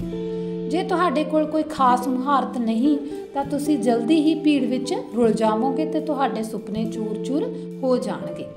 इसलिए जो भी काम करो उसनूं पूरा करन लई अपने वल्लों पूरी वाह ला दिओ। काम नूं पूजा समझ के अपनियां योग्यतावां नूं निखारन लई यतन करते रहना चाहिए है। नंबर 7, अपनी हैसियत मुताबिक खर्च करो। ਚੰਗਾ ਖਾਓ ਤੇ ਚੰਗਾ ਪਹਿਨੋ, ਪਰ ਚਾਦਰ ਦੇਖ ਕੇ ਹੀ ਪੈਰ ਫਸਾਰੋ। ਜੇ ਪੈਰ ਚਾਦਰ ਤੋਂ ਬਾਹਰ ਨਿਕਲ ਗਏ ਤਾਂ ਮੱਛਰਾਂ ਦਾ ਡੰਗ ਸਹਿਣਾ ਪੈ ਸਕਦਾ ਹੈ। ਦੇਖਣ ਵਿੱਚ ਆਇਆ ਹੈ ਕਿ ਅੱਜ ਕੱਲ੍ਹ ਲੋਕ ਬੈਂਕਾਂ ਤੋਂ ਕਰਜ਼ੇ ਲੈ ਕੇ ਬੇਕਾਰ ਦੀਆਂ ਰਸਮਾਂ ਅਤੇ ਵਿਆਹਾਂ ਮੌਕੇ ਦੇਖੋ ਦੇਖੀ ਲੱਖਾਂ ਰੁਪਏ ਪਾਣੀ ਵਾਂਗ ਬਹਾ ਦਿੰਦੇ ਹਨ। ਪਰ ਪੈਸਾ ਫੂਕ ਕੇ ਕੁਝ ਪਾਲੀ ਖੱਟੀ ਲੋਕਾਂ ਦੀ ਵਾਹ ਵਾਹ ਦੀ ਖੁਮਾਰੀ ਵੀ ਉਸ ਸਮੇਂ ਲੈਣ ਲੱਗਦੀ ਹੈ ਜਦੋਂ ਬਾਅਦ ਵਿੱਚ ਕਰਜ਼ੇ ਦੀ ਕਿਸ਼ਤ ਨਹੀਂ ਮੁੜਦੀ ਤੇ ਬੈਂਕ ਵਾਲੇ ਚੱਕਰ ਮਾਰਨ ਲੱਗਦੇ ਹਨ। ਫਿਰ ਲੋਕ ਲਾਜ ਦੇ ਫਨੀਅਰ ਦੇ ਡੰਗ ਤੋਂ ਛੁਟਕਾਰਾ ਪਾਉਣ ਲਈ ਆਤਮ ਹੱਤਿਆ ਦਾ ਰਾਹ ਹੀ ਨਜ਼ਰ ਆਉਂਦਾ ਹੈ। ਫਜ਼ੂਲ ਖਰਚੀ ਦੀ ਆਦਤ ਬਹੁਤ ਸਾਰੀਆਂ ਸਮੱਸਿਆਵਾਂ ਨੂੰ ਜਨਮ ਦਿੰਦੀ ਹੈ, ਇਸ ਲਈ ਹਮੇਸ਼ਾ ਆਪਣੀ ਹੈਸੀਅਤ ਨੂੰ ਧਿਆਨ ਵਿੱਚ ਰੱਖ ਕੇ ਹੀ ਖਰਚ ਕਰਨਾ ਚਾਹੀਦਾ ਹੈ। ਨੰਬਰ 8, ਸਮੇਂ ਦੀ ਕਦਰ ਕਰੋ। ਸ਼੍ਰੋਮਣੀ ਭਗਤ ਕਬੀਰ ਜੀ ਨੇ ਕਿਹਾ ਸੀ ਕਿ ਕੱਲ ਕਰੇ ਸੋ ਆਜ ਕਰੇ ਸੋ ਅਬ, ਪਲ ਮੇ ਪਰਲੋ ਹੋਏਗੀ, ਬਹੁਰੀ ਕਰੋਗੇ ਕਬ। ਪਰ ਅੱਜ ਦੇ ਆਲਸੀ ਨੌਜਵਾਨ ਦਾ ਕਹਿਣਾ ਹੈ ਕਿ ਆਜ ਕਰੇ ਸੋ ਕੱਲ करे सो परसों, इतनी भी क्या जल्दी है, उम्र पड़ी है बरसों। ਜਿਹੜੇ ਵਕਤ ਦੀ ਕਦਰ ਨਹੀਂ ਕਰਦੇ, ਵਕਤ ਵੀ ਉਹਨਾਂ ਦੀ ਕਦਰ ਨਹੀਂ ਕਰਦਾ। ਅਸਲ ਵਿੱਚ ਸਮਾਂ ਇੱਕ ਅਜਿਹੇ ਬੈਂਕ ਦੀ ਤਰ੍ਹਾਂ ਹੈ ਜੋ ਹਰ ਸਵੇਰ ਤੁਹਾਡੇ ਖਾਤੇ ਵਿੱਚ 86,400 ਸੈਕਿੰਡ ਜਮ੍ਹਾਂ ਕਰ ਦਿੰਦਾ ਹੈ ਅਤੇ ਰਾਤ ਪੈਣ ਤੇ ਅਣਵਰਤੇ ਪਲਾਂ ਨੂੰ ਖਤਮ ਕਰਕੇ ਖਾਤਾ ਬੰਦ ਕਰ ਦਿੰਦਾ ਹੈ। ਇਹ ਬਕਾਇਆ ਰਾਸ਼ੀ ਅਗਲੇ ਦਿਨ ਵਰਤਣ ਦੀ ਮਨਜ਼ੂਰੀ ਨਹੀਂ ਦਿੰਦਾ। ਹਰ ਦਿਨ ਤੁਹਾਡਾ ਨਵਾਂ ਅਕਾਊਂਟ ਖੋਲ੍ਹਿਆ ਜਾਂਦਾ ਹੈ। ਜਿਹੜਾ ਵਿਅਕਤੀ ਸਮੇਂ ਦੀ ਕਦਰ ਕਰਦਾ ਹੋਇਆ ਆਪਣੇ ਪਲਾਂ ਨੂੰ ਸਿਆਣਪ ਨਾਲ ਖਰਚ ਕਰਦਾ ਹੈ, ਉਹ ਹਮੇਸ਼ਾ ਹੀ ਦੂਜਿਆਂ ਨਾਲੋਂ ਅੱਗੇ ਰਹਿੰਦਾ ਹੈ। ਇੱਕ ਇੱਕ ਪਲ ਦੀ ਅਹਿਮੀਅਤ ਸਮਝ ਆਉਣ ਤੇ ਤੁਸੀਂ ਕਿਸੇ ਨੂੰ 9 ਵਜੇ ਦਾ ਸਮਾਂ ਦੇ ਕੇ 9:10 ਤੇ ਨਹੀਂ ਜਾਓਗੇ। ਸਮੇਂ ਦੀ ਕਦਰ ਕਰਨ ਵਾਲੇ ਮਨੁੱਖ ਨੂੰ 9 ਵਜੇ ਅਤੇ 9:10 ਵਿੱਚ ਬਹੁਤ ਅੰਤਰ ਲੱਗਦਾ ਹੈ। ਸਮੇਂ ਸਿਰ ਕੰਮ ਕਰਨ ਵਾਲਾ ਵਿਅਕਤੀ ਮਿੱਟੀ ਨੂੰ ਵੀ ਸੋਨਾ ਬਣਾ ਦਿੰਦਾ ਹੈ, ਜਦੋਂ ਕਿ ਵੇਲੇ ਤੋਂ ਖੁੰਝਿਆ ਵਿਅਕਤੀ ਸੋਨੇ ਨੂੰ ਵੀ ਮਿੱਟੀ ਬਣਾ ਦਿੰਦਾ ਹੈ। ਉਹ ਜੋ ਵੀ ਕੰਮ ਕਰਦਾ ਹੈ ਉਸ ਦਾ ਨਤੀਜਾ 0 ਹੀ ਨਿਕਲਦਾ ਹੈ। ਆਉਣ ਵਾਲੇ 10 ਸਾਲਾਂ 'ਚ ਤੁਸੀਂ ਕਿੱਥੇ ਹੋਵੋਗੇ, ਇਸ ਦਾ ਅੰਦਾਜ਼ਾ ਇਸ ਗੱਲ ਤੋਂ ਲੱਗ ਜਾਂਦਾ ਹੈ ਕਿ ਤੁਸੀਂ ਆਪਣਾ ਸਮਾਂ ਕਿਵੇਂ ਵਰਤ ਰਹੇ ਹੋ। ਜੇ ਤੁਸੀਂ ਵਿਹਲ ਦਾ ਸਮਾਂ ਕੁਝ ਸਿੱਖਣ ਅਤੇ ਆਪਣੀ ਯੋਗਤਾ ਨੂੰ ਨਿਖਾਰਨ ਲਈ ਵਰਤਦੇ ਹੋ ਤਾਂ ਆਉਣ ਵਾਲਾ ਦਹਾਕਾ ਤੁਹਾਡੀ ਖੁਸ਼ਹਾਲ ਜ਼ਿੰਦਗੀ ਦਾ ਗਵਾਹ ਬਣੇਗਾ। ਇਸ ਤੋਂ ਉਲਟ ਜੇ ਤੁਸੀਂ ਆਪਣਾ ਸਮਾਂ ਤਾਸ਼ ਖੇਡਣ ਜਾਂ ਮੋੜਾਂ 'ਤੇ ਖੜ੍ਹ ਕੇ ਜੱਕੜ ਮਾਰਨ ਵਿੱਚ ਬਰਬਾਦ ਕਰਦੇ ਹੋ ਤਾਂ 10 ਸਾਲਾਂ ਬਾਅਦ ਵੀ ਤੁਸੀਂ ਮੌਜੂਦਾ ਹਾਲਤਾਂ ਵਿੱਚ ਹੀ ਜਕੜੇ ਰਹੋਗੇ। ਹੁਣ ਫੈਸਲਾ ਤੁਸੀਂ ਕਰਨਾ ਹੈ ਕਿ ਗੱਡੀ ਚਾਹੀਦੀ ਹੈ ਜਾਂ ਗੱਡਾ। ਆਰਾਮ ਅਤੇ ਆਲਸ ਵਿੱਚ ਫਰਕ ਪਛਾਣੋ। ਵਕਤ ਦੀ ਸਹੀ ਵਰਤੋਂ ਕਰਕੇ ਵਕਤ 'ਤੇ ਨਿਯੰਤਰਣ ਕਰਨਾ ਸਿੱਖੋ, ਨਾ ਕਿ ਉਸ ਨੂੰ ਆਪਣੇ ਉੱਪਰ ਹਾਵੀ ਹੋਣ ਦਿਓ। ਆਦਮੀ ਦੀ ਔਸਤ ਉਮਰ 70 ਸਾਲ ਹੈ। ਜੇਕਰ ਬਚਪਨ, ਲੜਕਪਨ, ਬੁਢਾਪੇ ਅਤੇ ਸੌਣ ਦਾ ਸਮਾਂ ਮੰਨਫੀ ਕਰ ਦਈਏ ਤਾਂ ਮੁਸ਼ਕਿਲ ਨਾਲ ਤੁਹਾਡੇ ਕੋਲ 25 ਤੋਂ 30 ਸਾਲ ਦਾ ਸਮਾਂ ਬਚੇਗਾ। ਵਕਤ ਦਾ ਸਹੀ ਇਸਤੇਮਾਲ ਕਰਕੇ ਤੁਸੀਂ ਆਪਣੀ ਮੰਜ਼ਿਲ 'ਤੇ ਪਹੁੰਚ ਸਕਦੇ ਹੋ। ਸਵੇਰ ਦੇ ਸਮੇਂ ਹਰ ਰੋਜ਼ 1 ਘੰਟਾ ਪਹਿਲਾਂ ਉੱਠ ਕੇ ਵੀ ਤੁਸੀਂ ਆਪਣੀ ਜ਼ਿੰਦਗੀ ਦੇ ਕਈ ਸਾਲ ਵਧਾ ਸਕਦੇ ਹੋ। ਜੋ ਪਲ ਬੀਤ ਗਿਆ ਉਸ ਦਾ ਫਿਕਰ ਛੱਡ ਕੇ ਵਰਤਮਾਨ ਸਮੇਂ ਦਾ ਸਹੀ ਉਪਯੋਗ ਕਰੋ। ਸਮਾਂ ਕਦੇ ਰੁਕਦਾ ਨਹੀਂ, ਨਾ ਹੀ ਬੀਤੇ ਸਮੇਂ ਨੂੰ ਖਰੀਦਿਆ ਜਾ ਸਕਦਾ ਹੈ। ਇਸ ਲਈ ਸਮੇਂ ਦੀ ਕੀਮਤ ਹੀਰੇ ਨਾਲੋਂ ਵੀ ਜ਼ਿਆਦਾ ਹੈ। ਹੀਰੇ ਦੀ ਤਾਂ ਕੀਮਤ ਤੈਅ ਕੀਤੀ ਜਾ ਸਕਦੀ ਹੈ, ਪਰ ਸਮਾਂ ਅਮੁੱਲ ਹੈ। ਹੀਰੇ ਨੂੰ ਤਾਂ ਜ਼ਿਆਦਾ ਪੈਸੇ ਦੇ ਕੇ ਦੁਬਾਰਾ ਵਾਪਿਸ ਖਰੀਦਿਆ ਜਾ ਸਕਦਾ ਹੈ, ਪਰ ਕਰੋੜਾਂ ਰੁਪਇਆ ਦੇ ਕੇ ਵੀ ਬੀਤਿਆ ਸਮਾਂ ਦੁਬਾਰਾ ਵਾਪਿਸ ਨਹੀਂ ਪ੍ਰਾਪਤ ਕੀਤਾ ਜਾ ਸਕਦਾ। ਇਸ ਲਈ ਸਮੇਂ ਦਾ ਮਹੱਤਵ ਸਮਝੋ ਤੇ ਇਸ ਦੀ ਸੁਚੱਜੀ ਵਰਤੋਂ ਕਰਕੇ ਆਪਣੇ ਧਨ ਅਤੇ ਮਾਣ ਸਨਮਾਨ ਨੂੰ ਵਧਾਓ। ਨੰਬਰ 9, ਨਵਾਂ ਸਿੱਖਦੇ ਰਹੋ। ਸਿੱਖਣ ਦੀ ਕੋਈ ਉਮਰ ਨਹੀਂ ਹੁੰਦੀ। ਸਮਾਂ ਬੀਤਣ ਦੇ ਨਾਲ ਨਾਲ ਕੁਝ ਨਾ ਕੁਝ ਨਵਾਂ ਸਿੱਖਦੇ ਰਹੋ।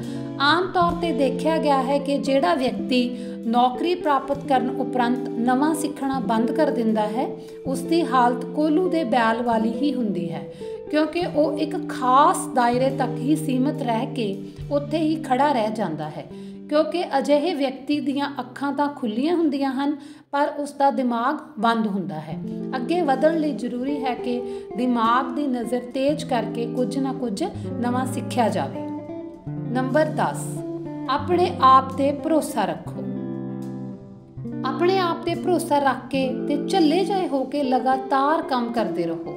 ਲੋਕਾਂ ਵੱਲੋਂ ਮਿਲੇ ਗੈਰ ਜ਼ਰੂਰੀ ਸੁਝਾਅ ਅਤੇ ਆਲੋਚਨਾਤਮਕ ਟਿੱਪਣੀਆਂ ਨੂੰ ਇੱਕ ਕੰਨ ਰਾਹੀਂ ਸੁਣ ਕੇ ਦੂਜੇ ਕੰਨ ਰਾਹੀਂ ਕੱਢ ਦਿਓ, ਕਿਉਂਕਿ ਇਹ ਨਕਾਰਾਤਮਕ ਊਰਜਾ ਤੁਹਾਡੀਆਂ ਮਾਨਸਿਕ ਸ਼ਕਤੀਆਂ ਨੂੰ ਖੁੰਡਾ ਕਰਨ ਤੋਂ ਇਲਾਵਾ ਤੁਹਾਡਾ ਧਿਆਨ ਵੀ ਭੰਗ ਕਰਦੀ ਹੈ। ਨੰਬਰ 11, ਸਵੇਰੇ ਜਲਦੀ ਉੱਠਣ ਦੀ ਆਦਤ ਪਾਓ। ਜਿਹੜਾ ਵਿਅਕਤੀ ਸਵਖਤੇ ਉੱਠਦਾ ਹੈ ਉਸ ਨੂੰ ਰੂੰਘੇ ਵਜੋਂ ਕਈ ਘੰਟੇ ਵਾਧੂ ਮਿਲ ਜਾਂਦੇ ਹਨ। ਸਵੇਰੇ 4 ਵਜੇ ਉੱਠਣ ਵਾਲੇ ਵਿਅਕਤੀ ਕੋਲ ਮੁਕਾਬਲਤਨ 3 ਘੰਟੇ ਵਾਧੂ ਸਮਾਂ ਹੁੰਦਾ ਹੈ। ਇਸ ਵਾਧੂ ਸਮੇਂ ਵਿੱਚ ਉਹ ਪ੍ਰਦੂਸ਼ਣ ਰਹਿਤ ਕੁਦਰਤ ਦਾ ਆਨੰਦ ਮਾਣ ਸਕਦਾ ਹੈ, ਸਰੀਰ ਨੂੰ ਤੰਦਰੁਸਤ ਰੱਖਣ ਲਈ ਕਸਰਤ ਕੀਤੀ ਜਾ ਸਕਦੀ ਹੈ ਜਾਂ ਕੋਈ ਰਚਨਾਤਮਕ ਕੰਮ ਕੀਤਾ ਜਾ ਸਕਦਾ ਹੈ ਤੇ ਭਵਿੱਖ 'ਚ ਅੱਗੇ ਵਧਣ ਲਈ ਯੋਜਨਾਵਾਂ ਵੀ ਬਣਾਈਆਂ ਜਾ ਸਕਦੀਆਂ ਹਨ। ਉਪਰੋਕਤ ਸੁਝਾਵਾਂ ਨੂੰ ਅਮਲੀ ਰੂਪ ਵਿੱਚ ਲਾਗੂ ਕਰਨ ਤੇ ਕੁਝ ਹੀ ਦਿਨਾਂ ਵਿੱਚ ਤੁਹਾਡੀ ਜ਼ਿੰਦਗੀ 'ਚ ਸਾਰਥਕ ਤਬਦੀਲੀ ਆਵੇਗੀ ਜੋ ਅੱਗੇ ਜਾ ਕੇ ਤੁਹਾਡੀ ਕਾਮਯਾਬੀ ਦੀ ਗਵਾਹ ਬਣੇਗੀ। ਧੰਨਵਾਦ।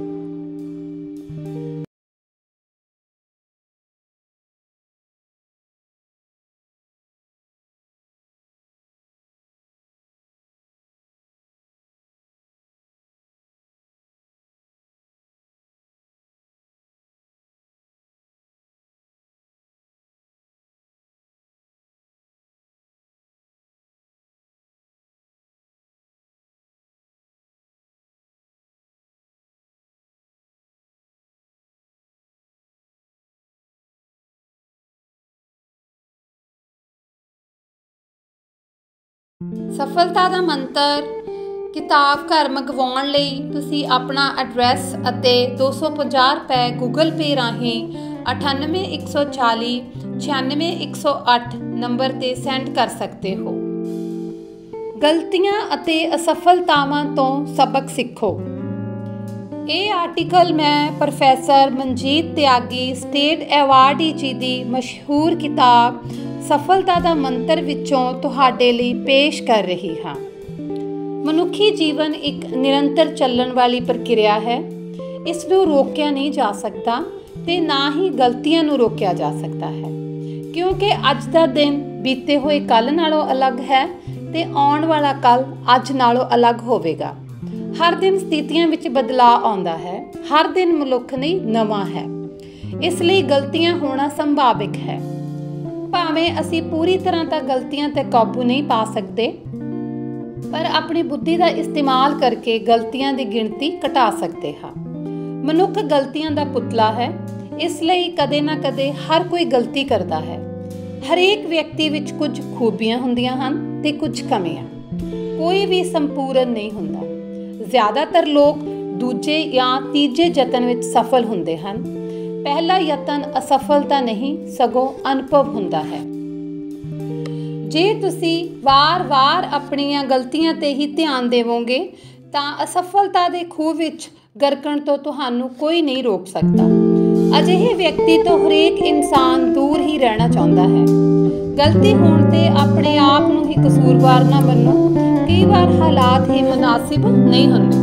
ਅਜਿਹੀ ਸਥਿਤੀ ਵਿੱਚ ਆਪਣੀ ਕਾਬਲੀਅਤ 'ਤੇ ਭਰੋਸਾ ਰੱਖਦੇ ਹੋਏ ਨਵੇਂ ਅਤੇ ਨਰੋਏ ਤਰੀਕੇ ਨਾਲ ਇੱਕ ਹੋਰ ਯਤਨ ਕਰੋ। ਦ੍ਰਿੜਤਾ ਤੇ ਸਮਰਪਣ ਦਾ ਤੀਰ ਚੁੱਕ ਕੇ ਆਪਣੇ ਉਦੇਸ਼ ਵੱਲ ਨਿਰੰਤਰ ਨਿਸ਼ਾਨਾ ਲਗਾਉਂਦੇ ਰਹਿਣ ਦੀ ਚੇਸ਼ਟਾ ਤੁਹਾਨੂੰ ਤੁਹਾਡੇ ਮੁਕਾਮ ਤੋਂ ਵੀ ਅੱਗੇ ਪਹੁੰਚਾ ਸਕਦੀ ਹੈ।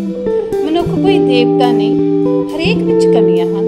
ਦੂਜੇ ਦੀਆਂ ਕਮੀਆਂ ਨੂੰ ਨਜ਼ਰ ਅੰਦਾਜ਼ ਕਰਕੇ ਉਸ ਦੇ ਚੰਗੇ ਗੁਣਾਂ ਵੱਲ ਧਿਆਨ ਦਿਓ। ਇੱਕ ਮਸ਼ਹੂਰ ਤੁਕ ਹੈ, ਯਾਰ ਦੀ ਯਾਰੀ ਦੇਖੋ, ਉਹਦੇ ਐਬ ਨਾ ਦੇਖੋ। ਤੁਹਾਨੂੰ ਚਾਹੀਦਾ ਹੈ ਕਿ ਤੁਸੀਂ ਦੂਜਿਆਂ ਦੀਆਂ ਚੰਗੀਆਂ ਗੱਲਾਂ ਗ੍ਰਹਿਣ ਕਰੋ, ਨਾ ਕਿ ਉਹਨਾਂ ਦੀਆਂ ਗਲਤੀਆਂ ਲੱਭਣ 'ਚ ਆਪਣਾ ਕੀਮਤੀ ਸਮਾਂ ਬਰਬਾਦ ਕਰੋ। ਜਦੋਂ ਤੁਸੀਂ ਲੋਕਾਂ ਦੀਆਂ ਕਮੀਆਂ ਲੱਭਣ ਵਿੱਚ ਉਲਝ ਜਾਂਦੇ ਹੋ ਤਾਂ ਤੁਸੀਂ ਉਹਨਾਂ ਦਾ ਦਿਲ ਨਹੀਂ ਜਿੱਤ ਸਕਦੇ।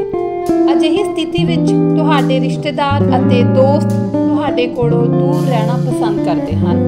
ਇਸ ਲਈ ਦੂਜਿਆਂ ਦੀਆਂ ਚੰਗੀਆਂ ਗੱਲਾਂ ਨੂੰ ਗ੍ਰਹਿਣ ਕਰਕੇ ਆਪਣੇ ਆਪ ਨੂੰ ਸੁਧਾਰੋ, ਨਾ ਕਿ ਦੂਜਿਆਂ ਦੀਆਂ ਗਲਤੀਆਂ ਲੱਭ ਕੇ ਉਹਨਾਂ ਨਾਲ ਸੰਬੰਧ ਵਿਗਾੜੋ।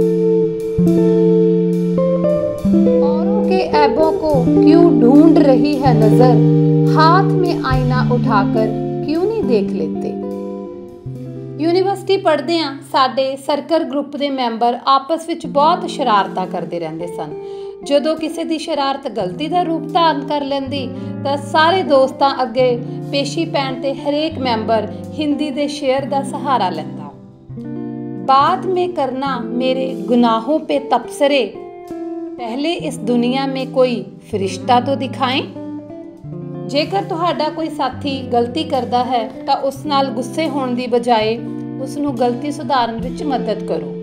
जेकर फिर भी वो बार बार गलती दोहरा रहा है तां भी उसका साथ ना छड्डो। इस विच तुसी अपने आप नूं उसकी जगह रख के सोचो, हो सकता है कि परिस्थितियां ही इहो जिहियां होण कि उस स्थिति विच किसी तो भी गलती होना संभव होवे। इसलिए हालतां नूं समझे बिना किसी दियां गलतियां दी आलोचना करना मूर्खता ही है। ज़्यादा गलतियां तो एक गल साफ झलकदी है कि उस व्यक्ति ने काम खत्म करने लई ज़्यादा यतन कीते हन। इसलिए वो अजिहे बेहलड़ ते आलसी मनुख तो 100 गुना चंगा है जो दिन खा के ते रात सौ के गुजार दिंदा है। हरेक इंसान कोलों अपनी जिंदगी विच अनेकां छोटियां वड्डियां गलतियां हो जांदियां हन। जेकर तुहाडे कोलों कोई गलती हो जाती है तां दूजिआं नूं कसूरवार ना ठहराओ, सगों ईमानदारी नाल अपनी गलती स्वीकार करो। इस स्थिति विच घबराउणा नहीं चाहिदा, सगों अपना मनोबल बना के दृढ़ता नाल अगे वधदे रहो। पुराणियां गलतियां नूं याद करके अपने काम विच विघन ना पाओ। इस तरह करन नाल तुहाडे काम दा पੱਧਰ नीवा होण तो इलावा तुहाडा आत्म विश्वास भी घटेगा। गलतियां ते पछताउण दी बजाय अपने आप विच सुधार लियाओ। गलतियां होण ते ਜਿਹੜੇ इंसान नकारात्मक सोच के धारनी हो जाते हैं, अजिहे व्यक्तियों ਲਈ हरिवंश राय बच्चन ने लिखा है, असफलता एक चुनौती है, इसे स्वीकार करो, क्या कमी रह गई देखो और सुधार करो। जब तक ना सफल हो नींद चैन को त्यागो तुम, संघर्ष का मैदान छोड़ कर ना भागो तुम। कुछ किए बिना जय जयकार नहीं होती, कोशिश करने वालों की कभी हार नहीं होती, लहरों से डरकर नौका पार नहीं होती। गलतियां सानू कुछ नवा सीखण अते अपने आप नू सुधारन दा मौका दिंदियां हन। जे विग्यानियां ने पहला यतन करन मगरों असफल होण ते अपने प्रयोग विच ही अधूरे छड्डे हुंदे तां साडे कोल एक भी वो चीज़ ना हुंदी जिस तो बिना असी जिंदगी की कल्पना भी नहीं कर सकते। गलतियां तो घबरा के काम नूं अधूरा ना छड्डो, क्योंकि अधूरे काम छड्डण दा मतलब दूसरी गलती करना है। जेकर तुहाडे कोलों कोई गलती हो गई तां उस नूं स्वीकार करके गंभीरता नाल उस ते विचार करो। गलती मन लैण नाल सुधार की गुंजाइश वध जाती है। गांधी जी मुताबिक वो व्यक्ति महान है जिहड़ा गलती करके ये स्वीकार करता है ते भविख विच इस प्रति चौकस रहिंदा है। जेकर कोई भी व्यक्ति दूजिआं दीआं गलतियां लभण विच गलतान हो जावे तां समझो वो अपनी तरक्की विच रोड़े अटका रहा है, क्योंकि मनुख एक समाजिक प्राणी है। समाज तुहाडी तरक्की विच वडमुल्ला योगदान पाउंदा है। गलतियां दे थम्मां ते ही सफलता दी मंजिल टिकी हुंदी है, पर इसकी जरूरी शर्त यह है कि तुहाडे हरेक यतन विच सुधार होवे। नवे यतन विच सुधार लियाउण ते गलतियां दिशा निर्देशक की भूमिका निभाउंदियां हन। जेकर तुसी कार चलाउणी सीख रहे हो तां स्टार्ट करन मगरों जरूरी हुंदा है कि तुसी एक्सीलेटर अते क्लच नूं एक अनुपात विच क्रमवार दब्बो अते चक्को। थोड़ी गड़बड़ होण ते ही कार रुक जाती है। जदों तुसी हरेक यतन विच सुधार करते जाते हो तां एक कुशल चालक बन जाते हो। सुधार बिना सफलता संभव नहीं। इक्को गलती नूं बार बार दोहराउणा मूर्खता की निशानी है। वड्डे बंदे वड्डियां गलतियां करते हैं। जिमें हैनरी फोर्ड अपनी पहली टी आकार की कार विच बैक गेयर लगाउणा ही भुल गया सी। इस करके लोगों नूं कार पिछे मोड़न समय काफ़ी दिक्कतों का सामना करना पिया सी। ਮਨੁੱਖ ਅਤੇ ਦੇਵਤੇ ਵਿੱਚ ਇਹੀ ਫਰਕ ਹੈ ਕਿ ਮਨੁੱਖ ਗਲਤੀਆਂ ਕਰਦਾ ਹੈ। ਕਈ ਵਿਅਕਤੀ ਆਪਣੇ ਆਪ ਨੂੰ ਸੰਪੂਰਨ ਹੋਣ ਦਾ ਭਰਮ ਪਾਲ ਕੇ ਆਪਣੀਆਂ ਗਲਤੀਆਂ ਨੂੰ ਛੁਪਾਉਂਦੇ ਹਨ। ਗਲਤ ਹੋਣ 'ਤੇ ਵੀ ਆਪਣੀ ਗੱਲ 'ਤੇ ਅੜੇ ਰਹਿੰਦੇ ਹਨ। ਉਹਨਾਂ ਦੀ ਹਮੇਸ਼ਾ ਇਹੀ ਕੋਸ਼ਿਸ਼ ਰਹਿੰਦੀ ਹੈ ਕਿ ਦੂਜਿਆਂ ਦੀਆਂ ਗਲਤੀਆਂ ਨੂੰ ਕਿਵੇਂ ਉਜਾਗਰ ਕੀਤਾ ਜਾਵੇ। ਅਜਿਹੇ ਲੋਕਾਂ ਨੂੰ ਦੂਜਿਆਂ ਦੀਆਂ ਖੂਬੀਆਂ ਨਜ਼ਰ ਨਹੀਂ ਆਉਂਦੀਆਂ, ਸਿਰਫ ਗਲਤੀਆਂ ਜਾਂ ਕਮੀਆਂ ਹੀ ਨਜ਼ਰ ਆਉਂਦੀਆਂ ਹਨ। ਗਲਤੀ ਤਾਂ ਹਰੇਕ ਬੰਦਾ ਲੱਭ ਸਕਦਾ ਹੈ, ਪਰ ਉਸ ਗਲਤੀ ਨੂੰ ਸੁਧਾਰ ਕੇ ਦਿਖਾਉਣਾ ਹਰ ਇੱਕ ਦੇ ਬਸ ਦੀ ਗੱਲ ਨਹੀਂ ਹੁੰਦੀ। ਜਿਵੇਂ ਇੱਕ ਵਾਰ ਇੱਕ ਚਿੱਤਰਕਾਰ ਨੇ ਆਪਣੀ ਜ਼ਿੰਦਗੀ ਦੀ ਬਿਹਤਰੀਨ ਪੇਂਟਿੰਗ ਬਣਾ ਕੇ ਚੌਂਕ ਵਿੱਚ ਟੰਗ ਦਿੱਤੀ। ਪੇਂਟਿੰਗ ਹੇਠਾਂ ਉਸਨੇ ਇੱਕ ਨੋਟ ਲਿਖ ਦਿੱਤਾ, ਇਸ ਪੇਂਟਿੰਗ ਵਿੱਚ ਜਿੱਥੇ ਕੋਈ ਗਲਤੀ ਨਜ਼ਰ ਆਵੇ ਨਿਸ਼ਾਨ ਲਗਾ ਦਿਓ।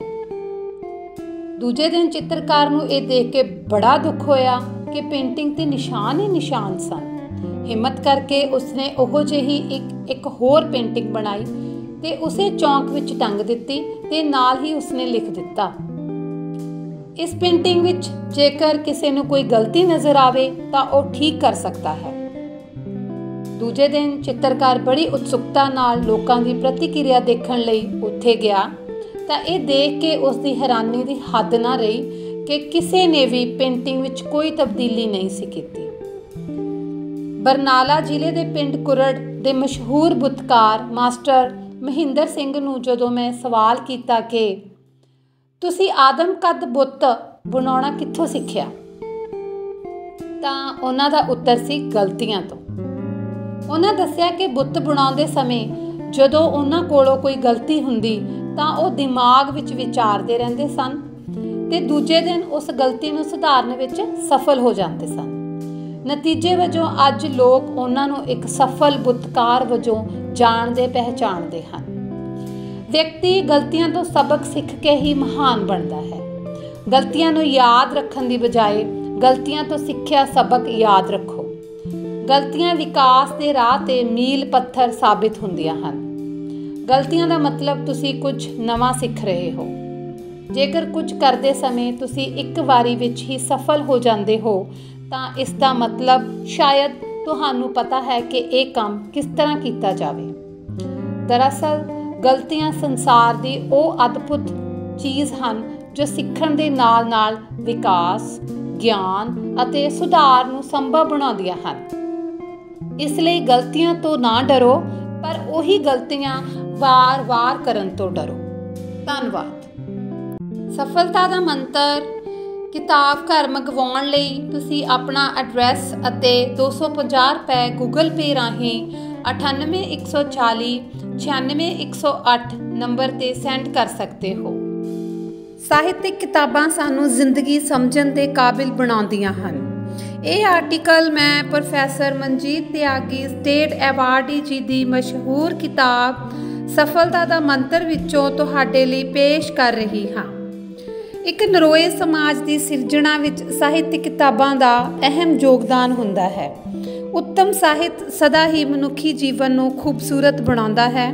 ਚੰਗਾ ਸਾਹਿਤ ਮਨੁੱਖ ਨੂੰ ਸਮਾਜ ਨਾਲ ਹੀ ਨਹੀਂ ਸਗੋਂ ਉਸਦੇ ਆਪੇ ਨਾਲ ਵੀ ਜੋੜਦਾ ਹੈ। ਜੇਕਰ ਭੋਜਨ ਤਨ ਦੀ ਖੁਰਾਕ ਹੈ ਤਾਂ ਚੰਗੀਆਂ ਸਾਹਿਤਕ ਪੁਸਤਕਾਂ ਮਨ ਦੀ ਖੁਰਾਕ ਹਨ।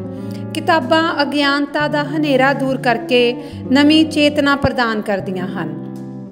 ਜਿਹੜੇ ਵਿਅਕਤੀ ਨੂੰ ਚੰਗੀਆਂ ਕਿਤਾਬਾਂ ਪੜ੍ਹ ਕੇ ਗਿਆਨ ਪ੍ਰਾਪਤ ਕਰਨ ਦੀ ਜਾਗ ਲੱਗ ਜਾਵੇ, ਉਸ ਨੂੰ ਸਫਲਤਾ ਦੀ ਟੀਸੀ 'ਤੇ ਪਹੁੰਚਣ ਤੋਂ ਕੋਈ ਵੀ ਨਹੀਂ ਰੋਕ ਸਕਦਾ। ਹਰ ਚੰਗੀ ਕਿਤਾਬ ਨੂੰ ਦਿਲਚਸਪੀ ਨਾਲ ਪੜ੍ਹਨ 'ਤੇ ਬੰਦੇ ਵਿੱਚ ਉਸਾਰੂ ਤਬਦੀਲੀਆਂ ਆਉਂਦੀਆਂ ਹਨ।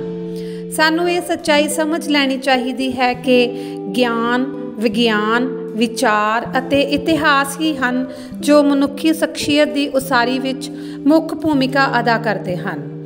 ਗਿਆਨ, ਵਿਗਿਆਨ ਅਤੇ ਇਤਿਹਾਸ ਪੁਸਤਕਾਂ ਦੇ ਰੂਪ ਵਿੱਚ ਹੀ ਉਪਲਬਧ ਹੈ। ਪੁਸਤਕਾਂ ਹੀ ਬੰਦੇ ਨੂੰ ਸੰਵੇਦਨਸ਼ੀਲ ਬਣਾਉਂਦੀਆਂ ਹਨ। ਸੰਵੇਦਨਸ਼ੀਲ ਬੰਦਾ ਹੀ ਸੋਚ ਵਿਚਾਰ ਕਰਦਾ ਹੈ ਤੇ ਲੁਕਾਈ ਦੇ ਦੁੱਖਾਂ ਦਰਦਾਂ ਦੀ ਸਾਰ ਰੱਖਦਾ ਹੈ। ਅਜਿਹਾ ਮਨੁੱਖ ਹੀ ਜ਼ਿੰਦਗੀ ਦੇ ਪੈਰਾਂ ਨੂੰ ਪੁਰਾਤਨਤਾ ਦੀਆਂ ਲੱਗੀਆਂ ਬੇੜੀਆਂ ਨੂੰ ਤੋੜਨ ਦੇ ਯਤਨ ਕਰਦਾ ਹੈ। ਕਿਤਾਬਾਂ ਪੜ੍ਹਨ ਨਾਲ ਜੋ ਰਸ ਮਿਲਦਾ ਹੈ ਉਸ ਦਾ ਕੋਈ ਬਦਲ ਨਹੀਂ ਹੈ। ਪ੍ਰੀਖਿਆ ਪਾਸ ਕਰਨ ਲਈ ਡੈਸਕਾਂ ਵਾਲੀਆਂ ਜਮਾਤਾਂ ਸਹਾਈ ਹੁੰਦੀਆਂ ਹਨ, पर बाज़ार वालियां जमातां पास करन लई ਸਾਹਿਤਿਕ पुस्तकां अहम भूमिका निभाउंदियां हन। ਸਾਹਿਤਿਕ किताबां निराशा च आशा बन के खड़ोत वेले जिंदगी नूं रवानगी दिंदियां ते उलझन विच राह विखाउंदियां हन। इकल्लेपण विच सच्चा साथी बनदियां हन ते असीम आनंद दा स्रोत बनदियां हन। ਇਹ सब तो उपर ਸਾਹਿਤਿਕ किताबां ही हन जो बंद कपाट खोल के जिंदगी जिउण दा हुनर सिखाउंदियां हन।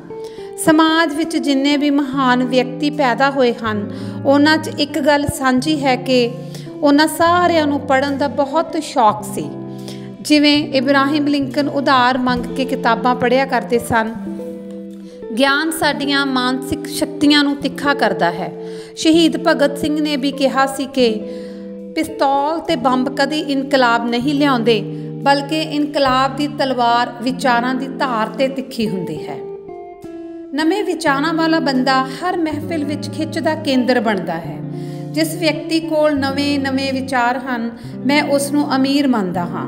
ਜਿਸ ਵਿਅਕਤੀ ਕੋਲ ਪੈਸਾ ਤਾਂ ਹੈ ਪਰ ਵਿਚਾਰ ਨਹੀਂ ਹਨ, ਉਸ ਨੂੰ ਸਹੀ ਅਰਥਾਂ ਵਿੱਚ ਅਮੀਰ ਨਹੀਂ ਮੰਨਿਆ ਜਾ ਸਕਦਾ। ਰੋਜ਼ ਕੁਝ ਨਵਾਂ ਪੜ੍ਹਨ ਨਾਲ ਤੁਹਾਡਾ ਗਿਆਨ ਵੱਧਦਾ ਹੈ, ਤੁਹਾਡੇ ਵਿਚਾਰਾਂ 'ਚ ਰਵਾਨਗੀ ਰਹਿੰਦੀ ਹੈ। ਗਿਆਨ ਦਿਮਾਗ ਦੇ ਦਰਵਾਜ਼ੇ ਖੋਲ੍ਹ ਕੇ ਤੁਹਾਡੀ ਜ਼ਿੰਦਗੀ ਨੂੰ ਖੁਸ਼ਹਾਲ ਬਣਾਉਂਦਾ ਹੈ। ਤੁਸੀਂ ਹੋਰਾਂ ਨਾਲ ਬੇਲੋੜੀ ਬਹਿਸ ਕਰਨ ਤੋਂ ਵੀ ਬਚੇ ਰਹਿੰਦੇ ਹੋ, ਕਿਉਂਕਿ ਤੁਹਾਨੂੰ ਦੂਜਿਆਂ ਨਾਲ ਸਹਿਮਤ ਹੋਣ ਦਾ ਸਲੀਕਾ ਆ ਜਾਂਦਾ ਹੈ। ਜਿਹੜੇ ਵਿਅਕਤੀ ਆਪਣੇ ਸਰੀਰ ਦੇ ਹੇਠਾਂ ਵਾਲੇ ਭਾਗ ਨੂੰ ਤਾਂ ਖੁਰਾਕ ਦਿੰਦੇ ਹਨ, ਪਰ ਮੋਢਿਆਂ ਉੱਪਰਲੇ ਹਿੱਸੇ ਨੂੰ ਵਿਚਾਰਾਂ ਦੀ ਖੁਰਾਕ ਨਹੀਂ ਦਿੰਦੇ, ਉਹ ਸਮਾਜ ਨੂੰ ਕੋਈ ਸੇਧ ਨਹੀਂ ਦੇ ਸਕਦੇ।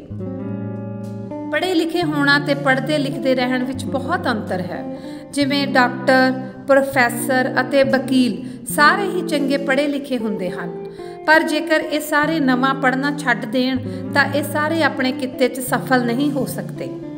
ਸਫਲ ਹੋਣ ਲਈ ਚੰਗੇ ਪੜ੍ਹੇ ਲਿਖੇ ਵਿਅਕਤੀ ਨੂੰ ਹਰ ਰੋਜ਼ ਪੜ੍ਹਨਾ ਜ਼ਰੂਰੀ ਹੈ, ਤਾਂ ਆਮ ਆਦਮੀ ਲਈ ਇਹ ਹੋਰ ਵੀ ਜ਼ਰੂਰੀ ਹੋ ਜਾਂਦਾ ਹੈ ਕਿ ਉਹ ਹਰ ਰੋਜ਼ ਘੱਟੋ ਘੱਟ 1 ਘੰਟਾ ਗਿਆਨ ਵਧਾਊ ਪੁਸਤਕਾਂ ਜ਼ਰੂਰ ਪੜ੍ਹੇ।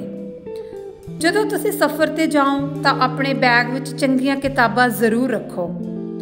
ਕਿਤਾਬਾਂ ਪੜ੍ਹਨ ਨਾਲ ਤੁਹਾਡੇ ਅੰਦਰ ਕੁਝ ਨਵੇਂ ਵਿਚਾਰ ਪ੍ਰਵੇਸ਼ ਕਰਦੇ ਹਨ। ਨਵੇਂ ਨਰੋਏ ਵਿਚਾਰਾਂ ਨਾਲ ਤੁਹਾਡੀ ਕੀਮਤ ਵੱਧਦੀ ਹੈ। ਕੀਮਤ ਅਤੇ ਸਫਲਤਾ ਦਾ ਸਿੱਧਾ ਸੰਬੰਧ ਹੈ।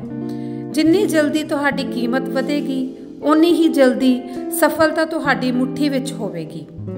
ਇਹ ਵੀ ਦਿਮਾਗ ਵਿੱਚ ਰੱਖੋ ਕਿ ਤੁਹਾਡਾ ਧਿਆਨ ਕਿਤਾਬਾਂ ਦਾ ਢੇਰ ਵੱਡਾ ਕਰਨ ਦੀ ਬਜਾਏ ਕਿਤਾਬਾਂ ਪੜ੍ਹ ਕੇ ਪ੍ਰਾਪਤ ਕੀਤੇ ਗਿਆਨ ਵਿਚਾਰਨ ਵੱਲ ਹੋਵੇ। ਕਈ ਵਿਅਕਤੀ ਦਿਖਾਵਾ ਕਰਨ ਲਈ ਆਪਣੇ ਡਰਾਇੰਗ ਰੂਮ ਵਿੱਚ ਮਹਿੰਗੀਆਂ ਕਿਤਾਬਾਂ ਨੂੰ ਚੀਜ਼ਾਂ ਵਾਂਗ ਸਜਾ ਕੇ ਰੱਖਦੇ ਹਨ, ਪਰ ਪੜ੍ਹਨ ਲਈ ਉਹਨਾਂ ਕੋਲ ਵਕਤ ਨਹੀਂ ਹੁੰਦਾ।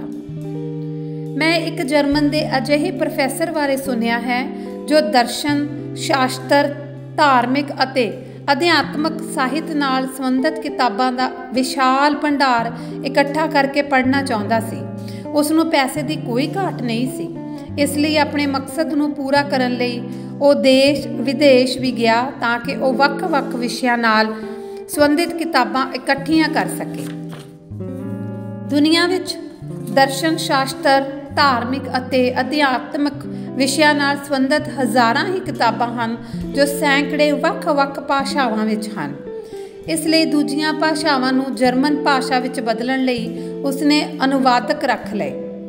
ਇਹ ਸਭ ਕੁਝ ਇਸ ਗੱਲ ਦੀ ਤਿਆਰੀ ਸੀ ਕਿ ਇੱਕ ਦਿਨ ਉਹ ਇਹਨਾਂ ਨੂੰ ਪੜ੍ਹਨਾ ਸ਼ੁਰੂ ਕਰੇਗਾ। ਪਰ ਜਦੋਂ ਉਹ 90 ਸਾਲ ਦਾ ਸੀ, ਉਸ ਸਮੇਂ ਵੀ ਉਹ ਪੜ੍ਹਨ ਲਈ ਕਿਤਾਬਾਂ ਇਕੱਠੀਆਂ ਕਰ ਰਿਹਾ ਸੀ। ਇੱਕ ਦਿਨ ਇੱਕ ਦੋਸਤ ਨੇ ਉਸ ਨੂੰ ਕਿਹਾ, ਹੁਣ ਤੁਹਾਨੂੰ ਪੜ੍ਹਨਾ ਸ਼ੁਰੂ ਕਰ ਦੇਣਾ ਚਾਹੀਦਾ ਹੈ, ਕਿਉਂਕਿ ਪੜ੍ਹਨ ਦੀ ਤਿਆਰੀ ਕਰਨ 'ਚ ਹੀ ਤੁਹਾਡਾ ਲੰਮਾ ਸਮਾਂ ਲੰਘ ਚੁੱਕਿਆ ਹੈ। ਤੁਹਾਡੇ ਕੋਲ ਹੁਣ ਹਜ਼ਾਰਾਂ ਦੀ ਗਿਣਤੀ 'ਚ ਕਿਤਾਬਾਂ ਹਨ। ਮੈਨੂੰ ਯਕੀਨ ਨਹੀਂ ਕਿ ਤੁਸੀਂ ਇਹ ਸਾਰੀਆਂ ਕਿਤਾਬਾਂ ਪੜ੍ਹ ਲਵੋਗੇ, ਕਿਉਂਕਿ ਤੁਸੀਂ ਜ਼ਿੰਦਗੀ ਦੇ ਅੰਤਿਮ ਪੜਾਅ 'ਤੇ ਹੋ ਸਕਦਾ ਹੈ 1 ਜਾਂ 2 ਸਾਲ। ਪਰ ਮੇਰੇ ਕੋਲ ਕਿਤਾਬਾਂ ਦਾ ਅਜੇ ਸੰਪੂਰਨ ਭੰਡਾਰ ਨਹੀਂ ਹੈ, ਪ੍ਰੋਫੈਸਰ ਨੇ ਉੱਤਰ ਦਿੱਤਾ। ਹੁਣ ਉਹ ਹੋਰ ਤੇਜ਼ੀ ਨਾਲ ਕਿਤਾਬਾਂ ਇਕੱਠੀਆਂ ਕਰਨ ਲੱਗਾ, ਇਸ ਲਈ ਉਸਨੇ ਹੋਰ ਜ਼ਿਆਦਾ ਬੰਦੇ ਰੱਖ ਲਏ ਤੇ ਅਨੁਵਾਦਕਾਂ ਦੀ ਗਿਣਤੀ ਵੀ ਵਧਾ ਲਈ। ਕੰਮ ਦਾ ਬੋਝ ਨਾ ਸਹਾਰਦਾ ਉਹ ਗੰਭੀਰ ਬਿਮਾਰ ਹੋ ਗਿਆ ਤੇ ਡਾਕਟਰ ਮੁਤਾਬਿਕ ਜ਼ਿਆਦਾ ਤੋਂ ਜ਼ਿਆਦਾ ਉਹ 7 ਦਿਨ ਹੀ ਜਿਉਂਦਾ ਰਹਿ ਸਕਦਾ ਸੀ। ਇਹ ਸੁਣ ਕੇ ਉਸਨੇ ਤੁਰੰਤ ਅਨੁਵਾਦ ਕਰ ਰਹੇ ਵਿਦਵਾਨਾਂ ਨੂੰ ਬੁਲਾ ਕੇ ਕਿਹਾ ਕਿ ਮੇਰੇ ਕੋਲ ਸਿਰਫ 7 ਦਿਨ ਹਨ, ਇਸ ਲਈ ਹਰੇਕ ਕਿਤਾਬ ਦਾ ਨਿਚੋੜ ਕੱਢ ਕੇ ਉਸ ਨੂੰ ਜਰਮਨ ਭਾਸ਼ਾ ਵਿੱਚ ਅਨੁਵਾਦਿਤ ਕੀਤਾ ਜਾਵੇ ਤਾਂ ਕਿ ਮੈਂ ਜਾਣ ਸਕਾਂ ਕਿ ਇਹਨਾਂ ਧਾਰਮਿਕ ਕਿਤਾਬਾਂ ਵਿੱਚ ਕੀ ਲਿਖਿਆ ਹੈ। ਵਿਦਵਾਨਾਂ ਨੇ ਕਿਹਾ, ਤੁਸੀਂ ਧਾਰਮਿਕ ਕਿਤਾਬਾਂ ਦਾ ਭੰਡਾਰ ਹੀ ਇੰਨਾ ਕਰ ਲਿਆ ਹੈ ਕਿ 7 ਦਿਨਾਂ ਵਿੱਚ ਇਹਨਾਂ ਦਾ ਸੰਖੇਪ ਸਾਰ ਕਰਨਾ ਸੰਭਵ ਨਹੀਂ, ਪਰ ਫਿਰ ਵੀ ਅਸੀਂ ਹਰ ਸੰਭਵ ਕੋਸ਼ਿਸ਼ ਕਰਾਂਗੇ। ਅੰਤ ਉਸ ਦਾ ਆਖਰੀ ਦਿਨ ਆ ਗਿਆ ਤੇ ਉਸਨੇ ਪੁੱਛਿਆ, ਕੀ ਬਣਿਆ? ਅਸੀਂ ਕੋਸ਼ਿਸ਼ ਕਰ ਰਹੇ ਹਾਂ, ਵਿਦਵਾਨਾਂ ਦਾ ਜਵਾਬ ਸੀ। ਉਸਨੇ ਕਿਹਾ, ਇਹ ਸਭ ਕੁਝ ਛੱਡ ਦਿਓ, ਜਲਦੀ ਤੋਂ ਜਲਦੀ ਹੁਣ ਸਿਰਫ ਕੁਝ ਲਾਈਨਾਂ ਵਿੱਚ ਹੀ ਸਾਰੀਆਂ ਕਿਤਾਬਾਂ ਦਾ ਨਿਚੋੜ ਹੀ ਲਿਖ ਦਿਓ, ਕਿਉਂਕਿ ਮੇਰੇ ਕੋਲ ਸਮਾਂ ਬਹੁਤ ਥੋੜ੍ਹਾ ਹੈ। ਉਹਨਾਂ ਕਿਹਾ, ਇਹ ਕਿਵੇਂ ਸੰਭਵ ਹੋ ਸਕਦਾ ਹੈ? ਕਿਉਂਕਿ ਸੰਖੇਪ ਸਾਰ ਲਿਖਣ ਲਈ ਸਾਨੂੰ ਸਾਰੇ ਗ੍ਰੰਥਾਂ ਦੇ ਮਹੱਤਵਪੂਰਨ ਤੱਥ ਵਿਚਾਰਨੇ ਪੈਣਗੇ, ਇਸ ਲਈ ਕੁਝ ਸਮਾਂ ਵੀ ਲੱਗੇਗਾ। ਉਹ ਵਾਪਿਸ ਦੌੜੇ ਤੇ ਦੁਬਾਰਾ ਉਸ ਨੂੰ ਹੋਰ ਸੰਖੇਪ ਕੀਤਾ, ਪਰ ਹੁਣ ਇਹ ਸਭ ਵਿਅਰਥ ਸੀ ਕਿਉਂਕਿ ਪ੍ਰੋਫੈਸਰ ਮਰ ਚੁੱਕਿਆ ਸੀ। ਉਸ ਦੀ ਪਤਨੀ ਨੇ ਕਿਹਾ, ਬਹੁਤ ਅਫਸੋਸ ਵਾਲੀ ਗੱਲ ਹੈ, ਇਹਨਾਂ ਦੇ ਕੰਨ ਕੋਲ ਉੱਚੀ ਸੁਰ ਵਿੱਚ ਪੜ੍ਹੋ, ਸ਼ਾਇਦ ਇਹ ਸੁਣ ਲੈਣ। ਡਾਕਟਰ ਨੇ ਕਿਹਾ, ਹੁਣ ਇਹ ਸਭ ਕਰਨਾ ਬੇਕਾਰ ਹੈ, ਪਰ ਤੁਸੀਂ ਚੀਖ ਸਕਦੇ ਹੋ, ਇਸ ਦਾ ਕੋਈ ਨੁਕਸਾਨ ਨਹੀਂ ਹੈ। ਅੰਤ ਇੱਕ ਵਿਦਵਾਨ ਨੇ ਸਾਰੇ ਧਾਰਮਿਕ ਗ੍ਰੰਥਾਂ ਦੇ ਸੰਖੇਪ ਸਾਰ ਨੂੰ ਉੱਚੀ ਸੁਰ 'ਚ ਉਚਾਰਨ ਕੀਤਾ, ਪਰ ਪ੍ਰੋਫੈਸਰ ਮਰ ਚੁੱਕਿਆ ਸੀ ਤੇ ਡਾਕਟਰ ਕਹਿ ਰਿਹਾ ਸੀ ਕਿ ਹੁਣ ਇਹ ਸੁਣ ਨਹੀਂ ਸਕਦਾ। ਇਸ ਤਰ੍ਹਾਂ ਉਸਨੇ ਸਾਰੀ ਜ਼ਿੰਦਗੀ ਪੜ੍ਹਨ ਦੀ ਤਿਆਰੀ ਕਰਨ ਵਿੱਚ ਹੀ ਲੰਘਾ ਦਿੱਤੀ। ਜਿੰਨਾ ਜਲਦੀ ਸੰਭਵ ਹੋ ਸਕੇ ਕੁਝ ਪੜ੍ਹਨ ਦੀ ਆਦਤ ਪਾਓ। ਜਿਹੜਾ ਵਿਅਕਤੀ ਕਿਤਾਬਾਂ ਪੜ੍ਹਨ ਦੀ ਆਦਤ ਨੂੰ ਜ਼ਿੰਦਗੀ ਦਾ ਹਾਣੀ ਬਣਾ ਲੈਂਦਾ ਹੈ, ਉਸ ਦਾ ਦਿਮਾਗ ਰੌਸ਼ਨ ਅਤੇ ਉਸਾਰੂ ਹੋ ਜਾਂਦਾ ਹੈ। ਸਫਲਤਾ ਪ੍ਰਾਪਤ ਕਰਨ ਲਈ ਉਸਾਰੂ ਸੋਚ ਦਾ ਹੋਣਾ ਜ਼ਰੂਰੀ ਹੈ, ਜੋ ਸਾਹਿਤਕ ਪੁਸਤਕਾਂ ਨੂੰ ਜ਼ਿੰਦਗੀ ਦਾ ਹਿੱਸਾ ਬਣਾਉਣ ਨਾਲ ਹੀ ਸੰਭਵ ਹੋ ਸਕਦਾ ਹੈ। ਇੱਥੇ ਮੈਂ ਇੱਕ ਵਿਦੇਸ਼ੀ ਲੇਖਿਕਾ ਵਰਜੀਨੀਆ ਵੂਲਫ ਦਾ ਹਵਾਲਾ ਦੇਣਾ ਚਾਹਾਂਗਾ, ਜਿਸ ਨੇ ਕਿਹਾ ਸੀ ਕਿ ਮਰਨ ਤੋਂ ਬਾਅਦ ਜਦ ਪੁਸਤਕ ਪ੍ਰੇਮੀ ਸੇਂਟ ਪੀਟਰ ਦੇ ਪਾਸ ਜਾਂਦੇ ਹਨ ਤਾਂ ਉਹ ਪੁੱਛਦੇ ਹਨ ਕਿ ਇਸ ਵਿਅਕਤੀ ਨੇ ਜੀਵਨ ਵਿੱਚ ਕੀ ਕੰਮ ਕੀਤੇ, ਇਸ ਨੂੰ ਸਵਰਗ ਵਿੱਚ ਭੇਜਿਆ ਜਾਵੇ ਜਾਂ ਨਰਕ 'ਚ। ਸੇਂਟ ਪੀਟਰ ਨੇ ਇਹ ਵੀ ਪੁੱਛਿਆ ਹੈ ਕਿ ਇਹ ਕੌਣ ਲੋਕ ਹਨ ਜੋ ਕਿਤਾਬਾਂ ਦੀਆਂ ਗਠੜੀਆਂ ਚੁੱਕ ਕੇ ਆ ਰਹੇ ਹਨ, ਤਾਂ ਸੇਂਟ ਪੀਟਰ ਨੂੰ ਦੱਸਿਆ ਗਿਆ ਕਿ ਇਹ ਕਿਤਾਬਾਂ ਦੇ ਭਗਤ ਹਨ, ਕਿਤਾਬਾਂ ਨੂੰ ਪਿਆਰ ਕਰਨ ਵਾਲੇ ਹਨ। ਫਿਰ ਸੇਂਟ ਪੀਟਰ ਨੇ ਕਿਹਾ ਕਿ ਇਹਨਾਂ ਨੂੰ ਕੁਝ ਨਾ ਪੁੱਛੋ, ਇਹਨਾਂ ਨੇ ਉਹ ਕੁਝ ਪ੍ਰਾਪਤ ਕਰ ਲਿਆ ਹੈ ਜੋ ਸਵਰਗ ਇਹਨਾਂ ਨੂੰ ਦੇ ਸਕਦਾ ਸੀ, ਇਹਨਾਂ ਨੂੰ ਹੁਣ ਸਵਰਗ ਦੀ ਜ਼ਰੂਰਤ ਨਹੀਂ। ਕਿਤਾਬਾਂ ਇਨਸਾਨ ਦਾ ਜੀਵਨ ਮਾਰਗ ਤੈਅ ਕਰਦੀਆਂ ਹਨ। ਜ਼ਿੰਦਗੀ ਵੱਲ ਜਾਂਦਾ ਹਰ ਰਾਹ ਕਿਤਾਬਾਂ ਵਿੱਚ ਹੋ ਕੇ ਜਾਂਦਾ ਹੈ, ਇਸ ਲਈ ਗਿਆਨ ਵਧਾਊ ਪੁਸਤਕਾਂ ਪੜ੍ਹਨ ਦੀ ਆਦਤ ਪਾਓ। ਮਹਾਨ ਵਿਅਕਤੀਆਂ ਦੇ ਜੀਵਨ ਤੇ ਉਹਨਾਂ ਦੀਆਂ ਰਚਨਾਵਾਂ ਤੋਂ ਪ੍ਰੇਰਨਾ ਲੈ ਕੇ ਉਹਨਾਂ ਦੀ ਸੋਚ ਨਾਲ ਅਜਿਹੀ ਸਦੀਵੀ ਸਾਂਝ ਪੈਦਾ ਕਰੋ ਜਿਸ ਨਾਲ ਤੁਹਾਡੀ ਸੋਚ ਉਹਨਾਂ ਦੇ ਰੰਗ ਵਿੱਚ ਰੰਗੀ ਜਾਵੇ। ਜੇ ਵਿਅਕਤੀ ਨੂੰ ਚੰਗੀਆਂ ਕਿਤਾਬਾਂ ਪੜ੍ਹਨ ਦੀ ਚੇਟਕ ਲੱਗ ਜਾਵੇ ਤਾਂ ਸਮਝੋ ਕਿ ਜ਼ਿੰਦਗੀ ਦੇ ਬਾਕੀ ਕੰਮ ਉਸ ਨੂੰ ਆਪ ਹੀ ਆ ਜਾਣਗੇ। ਇਸ ਲਈ ਕਿਤਾਬਾਂ ਵੱਲ ਰੁਚੀ ਵਧਾਓ ਤੇ ਹਰ ਮਹੀਨੇ 2 ਜਾਂ 3 ਕਿਤਾਬਾਂ ਖਰੀਦ ਕੇ ਪੜ੍ਹੋ। ਸਾਹਿਤਕ ਕਿਤਾਬਾਂ ਸਾਡੀ ਸਿਰਜਣ ਸ਼ਕਤੀ ਨੂੰ ਵਿਸ਼ਾਲ ਕਰਕੇ ਜ਼ਿੰਦਗੀ ਦੇ ਹਰ ਪੱਖ ਨੂੰ ਸਮਝਣ ਦੇ ਕਾਬਲ ਬਣਾਉਂਦੀਆਂ ਹਨ।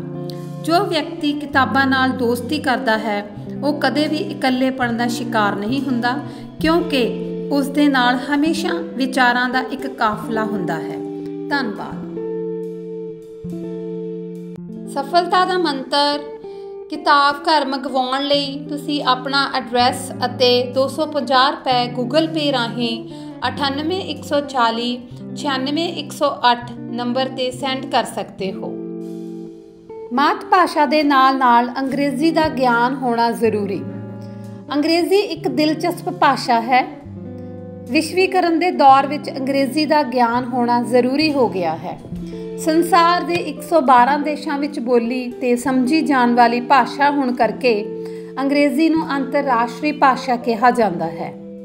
ਅੰਗਰੇਜ਼ੀ ਦੇ ਗਿਆਨ ਸਦਕਾ ਤੁਸੀਂ ਆਪਣੇ ਹੁਨਰ ਨੂੰ ਦੁਨੀਆ ਦੇ ਕਿਸੇ ਵੀ ਕੋਨੇ ਤੱਕ ਪਹੁੰਚਾ ਸਕਦੇ ਹੋ। ਵਿਗਿਆਨਿਕ ਖੋਜ ਕਾਰਜਾਂ ਜਾਂ ਵਪਾਰ ਵਿੱਚ ਸਫਲਤਾ ਲਈ ਅੰਗਰੇਜ਼ੀ ਭਾਸ਼ਾ ਦਾ ਗਿਆਨ ਹੋਣਾ ਬਹੁਤ ਜ਼ਰੂਰੀ ਹੋ ਗਿਆ ਹੈ। ਵਿਦਿਅਕ ਖੇਤਰ ਵਿੱਚ ਵੀ ਅੰਗਰੇਜ਼ੀ ਭਾਸ਼ਾ ਬਹੁਤ ਮਹੱਤਵ ਰੱਖਦੀ ਹੈ।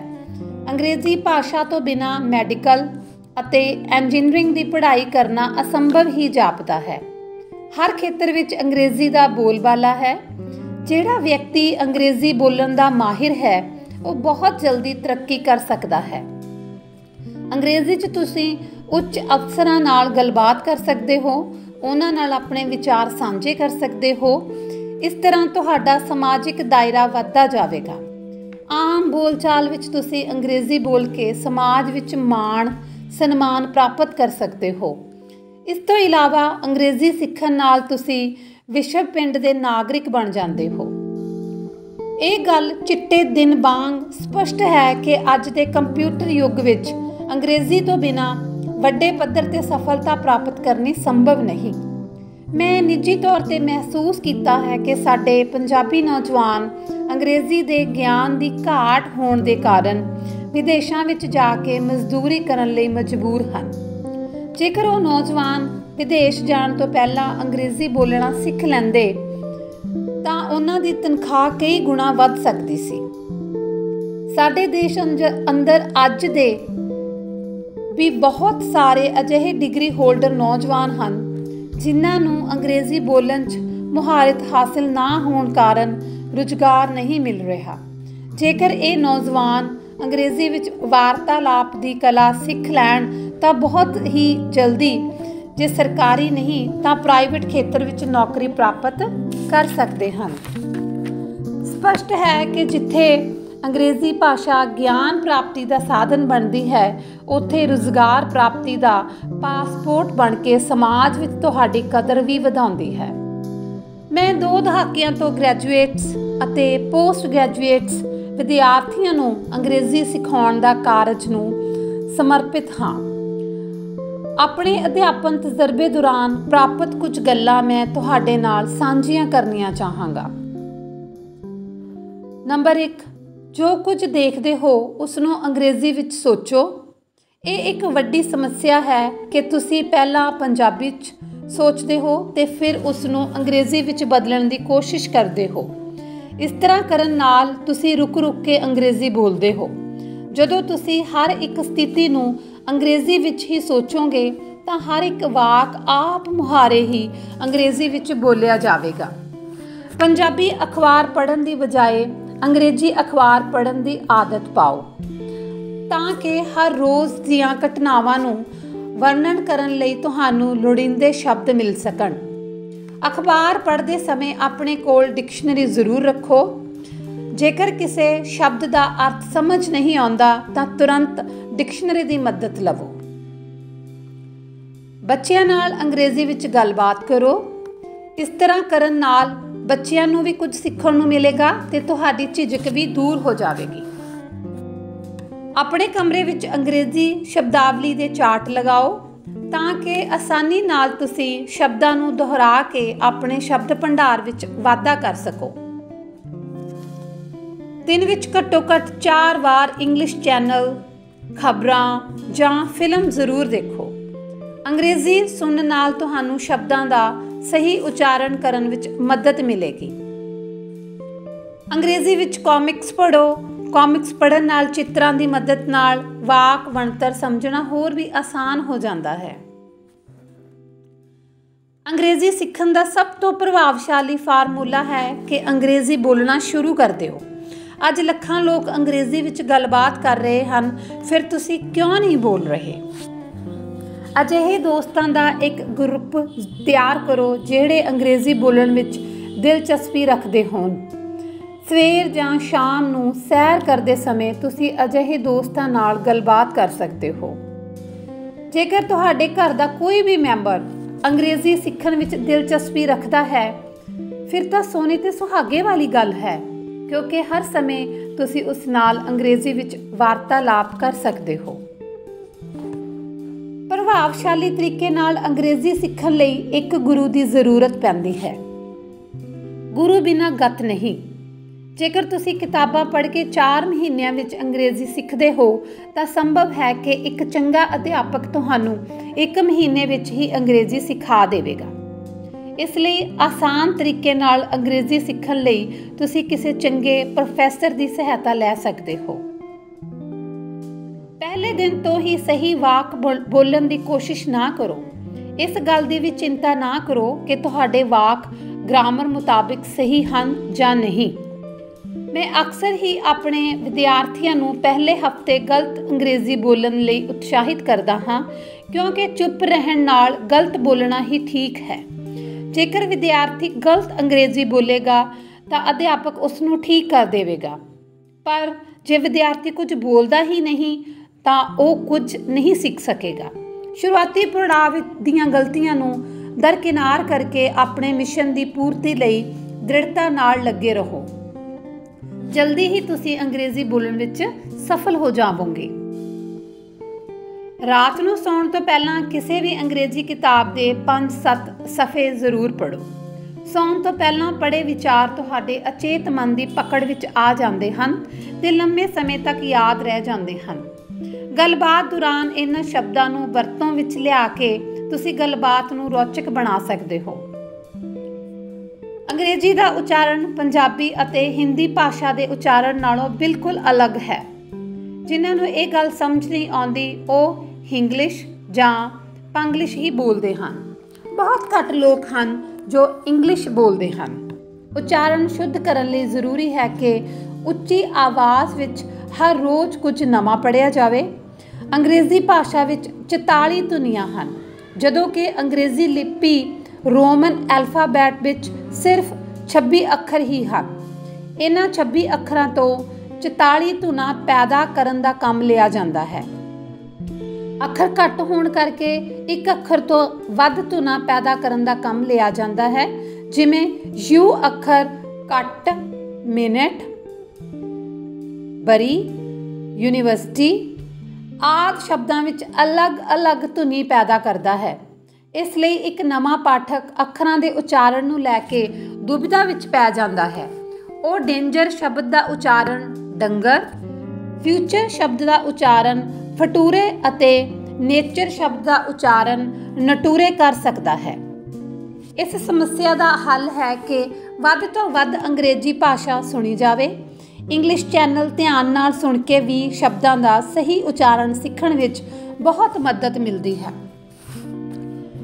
ਬੇਝਿਜਕ ਅੰਗਰੇਜ਼ੀ ਬੋਲਣਾ ਸਿੱਖਣ ਲਈ ਹਰ ਰੋਜ਼ ਸ਼ੀਸ਼ੇ ਅੱਗੇ ਖੜ ਕੇ ਪ੍ਰੈਕਟਿਸ ਕਰਨਾ ਬਹੁਤ ਮਦਦਗਾਰ ਸਾਬਿਤ ਹੁੰਦਾ ਹੈ। ਸ਼ੀਸ਼ੇ ਅੱਗੇ ਖੜ ਕੇ ਬੋਲਣ ਦਾ ਵੱਡਾ ਫਾਇਦਾ ਇਹ ਹੈ ਕਿ ਤੁਹਾਨੂੰ ਰੋਕਣ ਜਾਂ ਟੋਕਣ ਵਾਲਾ ਨਹੀਂ ਹੁੰਦਾ। ਤੁਸੀਂ ਬੇਝਿਜਕ ਆਪਣੇ ਵਿਚਾਰਾਂ ਨੂੰ ਅੰਗਰੇਜ਼ੀ ਵਿੱਚ ਬੋਲ ਸਕਦੇ ਹੋ। ਇਸ ਵਿੱਚ ਕੋਈ ਸ਼ੱਕ ਨਹੀਂ ਕਿ ਅੰਗਰੇਜ਼ੀ ਬੋਲ ਕੇ ਤੁਸੀਂ ਲੋਕਾਂ 'ਚ ਖਿੱਚ ਦਾ ਕੇਂਦਰ ਬਣ ਸਕਦੇ ਹੋ, ਪਰ ਅੰਗਰੇਜ਼ੀ ਸਿੱਖਣ ਦੀ ਪ੍ਰਕਿਰਿਆ ਥੋੜ੍ਹੀ ਲੰਮੀ ਹੈ। ਇਸ ਲਈ ਲੰਮੇ ਅਭਿਆਸ ਦੇ ਨਾਲ-ਨਾਲ ਸਬਰ ਦੀ ਵੀ ਲੋੜ ਹੁੰਦੀ ਹੈ। ਉੱਪਰ ਦਿੱਤੇ ਸੁਝਾਅ ਅਮਲੀ ਰੂਪ ਵਿੱਚ ਲਾਗੂ ਕਰਕੇ ਤੁਸੀਂ ਵਧੀਆ ਅੰਗਰੇਜ਼ੀ ਸਿੱਖ ਸਕਦੇ ਹੋ। ਧੰਨਵਾਦ। ਜ਼ਿੰਦਗੀ ਨੂੰ ਸਾਰਥਕ ਬਣਾਉਣ ਲਈ ਸਮਾਜ ਸੇਵਾ ਜ਼ਰੂਰੀ। ਇਹ ਆਰਟੀਕਲ ਮੈਂ ਪ੍ਰੋਫੈਸਰ ਮਨਜੀਤ ਤਿਆਗੀ ਸਟੇਟ ਐਵਾਰਡੀ ਜੀ ਦੀ ਮਸ਼ਹੂਰ ਕਿਤਾਬ ਸਫਲਤਾ ਦਾ ਮੰਤਰ ਵਿੱਚੋਂ ਤੁਹਾਡੇ ਲਈ ਪੇਸ਼ ਕਰ ਰਹੀ ਹਾਂ। ਮੌਜੂਦਾ ਦੌਰ ਦੌਰਾਨ ਹਰ ਵਿਅਕਤੀ ਦੂਜਿਆਂ ਨਾਲੋਂ ਅੱਗੇ ਵਧਣ ਲਈ ਜਾਇਜ਼ ਨਾਜਾਇਜ਼ ਢੰਗ ਤਰੀਕਾ ਵਰਤਣ ਤੋਂ ਜ਼ਰਾ ਵੀ ਨਹੀਂ ਝਿਜਕਦਾ। ਆਪਣੇ ਸਵਾਰਥ ਲਈ ਉਹ ਆਪਣੇ ਸਕਿਆਂ ਨਾਲ ਵੀ ਲਿਹਾਜ਼ ਨਹੀਂ ਕਰਦਾ। ਮਨੁੱਖੀ ਜੀਵਨ ਬਹੁਤ ਛੋਟਾ ਹੈ। ਇਸ ਨੂੰ ਜਿੰਨਾ ਵੀ ਹੋ ਸਕੇ ਖੁਸ਼ੀ ਭਰਪੂਰ ਬਣਾਉਣ ਦੇ ਉਪਰਾਲੇ ਕਰਨੇ ਚਾਹੀਦੇ ਹਨ। ਸਮਾਜਿਕ ਤੌਰ 'ਤੇ ਜਦੋਂ ਅਸੀਂ ਕਿਸੇ ਲੋੜਵੰਦ ਦੀ ਮਦਦ ਕਰਦੇ ਹਾਂ ਤਾਂ ਸਾਨੂੰ ਬੇਹੱਦ ਸਕੂਨ ਮਿਲਦਾ ਹੈ। ਕਿਸੇ ਮੁਸੀਬਤਾਂ ਨਾਲ ਘਿਰੇ ਬੰਦੇ ਦੀ ਮਦਦ 'ਤੇ ਜੋ ਸਕੂਨ ਮਿਲਦਾ ਹੈ ਉਸ ਨੂੰ ਪੈਸੇ ਨਾਲ ਨਹੀਂ ਆਂਕਿਆ ਜਾ ਸਕਦਾ। ਜਦੋਂ ਤੁਸੀਂ ਨਿੱਕੀਆਂ ਖੁਸ਼ੀਆਂ ਨੂੰ ਮਾਣਨ ਦੀ ਜਾਂਚ ਸਿੱਖ ਲੈਂਦੇ ਹੋ ਤਾਂ ਤੁਹਾਡਾ ਜੀਵਨ ਖੁਸ਼ਹਾਲ ਹੋ ਜਾਂਦਾ ਹੈ। ਜ਼ਿੰਦਗੀ ਦੀ ਸਾਰਥਿਕਤਾ ਨੂੰ ਜੇਕਰ ਖੋਜਣਾ ਹੈ ਤਾਂ ਉਹ ਦੂਸਰਿਆਂ ਦੀ ਭਲਾਈ ਕਰਨ ਵਿੱਚ ਹੈ। 7 ਅਰਬ ਦੀ ਆਬਾਦੀ ਵਿੱਚ ਉਹ ਵਿਅਕਤੀ ਹੀ ਵਿਲੱਖਣ ਪਛਾਣ ਬਣਾਉਣ 'ਚ ਸਫਲ ਹੁੰਦੇ ਹਨ ਜੋ ਮਨੁੱਖਤਾ ਲਈ ਕੁਝ ਕਰਦੇ ਹਨ।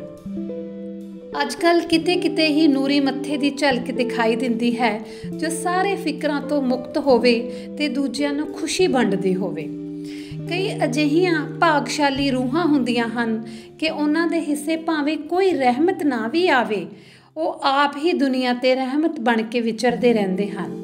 ਉਹਨਾਂ ਨੇ ਕਦੇ ਗੌਲਿਆ ਹੀ ਨਹੀਂ ਹੁੰਦਾ ਕਿ ਉਹਨਾਂ ਕੋਲ ਗਿਣਨ ਜੋਗਾ ਕੁਝ ਹੈ ਵੀ ਕਿ ਨਹੀਂ। ਭਗਤ ਪੂਰਨ ਸਿੰਘ ਜੀ ਦਾ ਜੀਵਨ ਇਸ ਦੀ ਉੱਤਮ ਮਿਸਾਲ ਹੈ। ਉਹਨਾਂ ਨੇ ਆਪਣੀ ਸਾਰੀ ਜ਼ਿੰਦਗੀ ਬੇਸਹਾਰਾ, ਬਿਮਾਰਾਂ ਅਤੇ ਬਜ਼ੁਰਗਾਂ ਦੇ ਭਲੇ ਲਈ ਕੰਮ ਕੀਤਾ। ਅੱਜ ਵੀ ਉਹਨਾਂ ਨੂੰ ਬੜੀ ਸ਼ਰਧਾ ਤੇ ਸਤਿਕਾਰ ਨਾਲ ਯਾਦ ਕੀਤਾ ਜਾਂਦਾ ਹੈ। ਟਾਲਸਟਾਈ ਨੇ ਕਥਨ ਅਨੁਸਾਰ ਜਿਹੜਾ ਦੂਜਿਆਂ ਲਈ ਕੁਝ ਨਹੀਂ ਕਰਦਾ ਉਹ ਕਦੇ ਵੀ ਸੁਖੀ ਨਹੀਂ ਰਹਿ ਸਕਦਾ। ਜੋ ਆਪਣੀ ਬਜਾਏ ਦੂਜਿਆਂ ਲਈ ਜਿਉਂਦਾ ਹੈ ਉਸ ਦਾ ਜੀਵਨ ਹੀ ਸਫਲ ਹੈ। ਦੂਜਿਆਂ ਲਈ ਕੁਝ ਕਰਨ 'ਤੇ ਤੁਹਾਨੂੰ ਆਪਣੇ ਆਪ 'ਤੇ ਮਾਣ ਹੋਵੇਗਾ।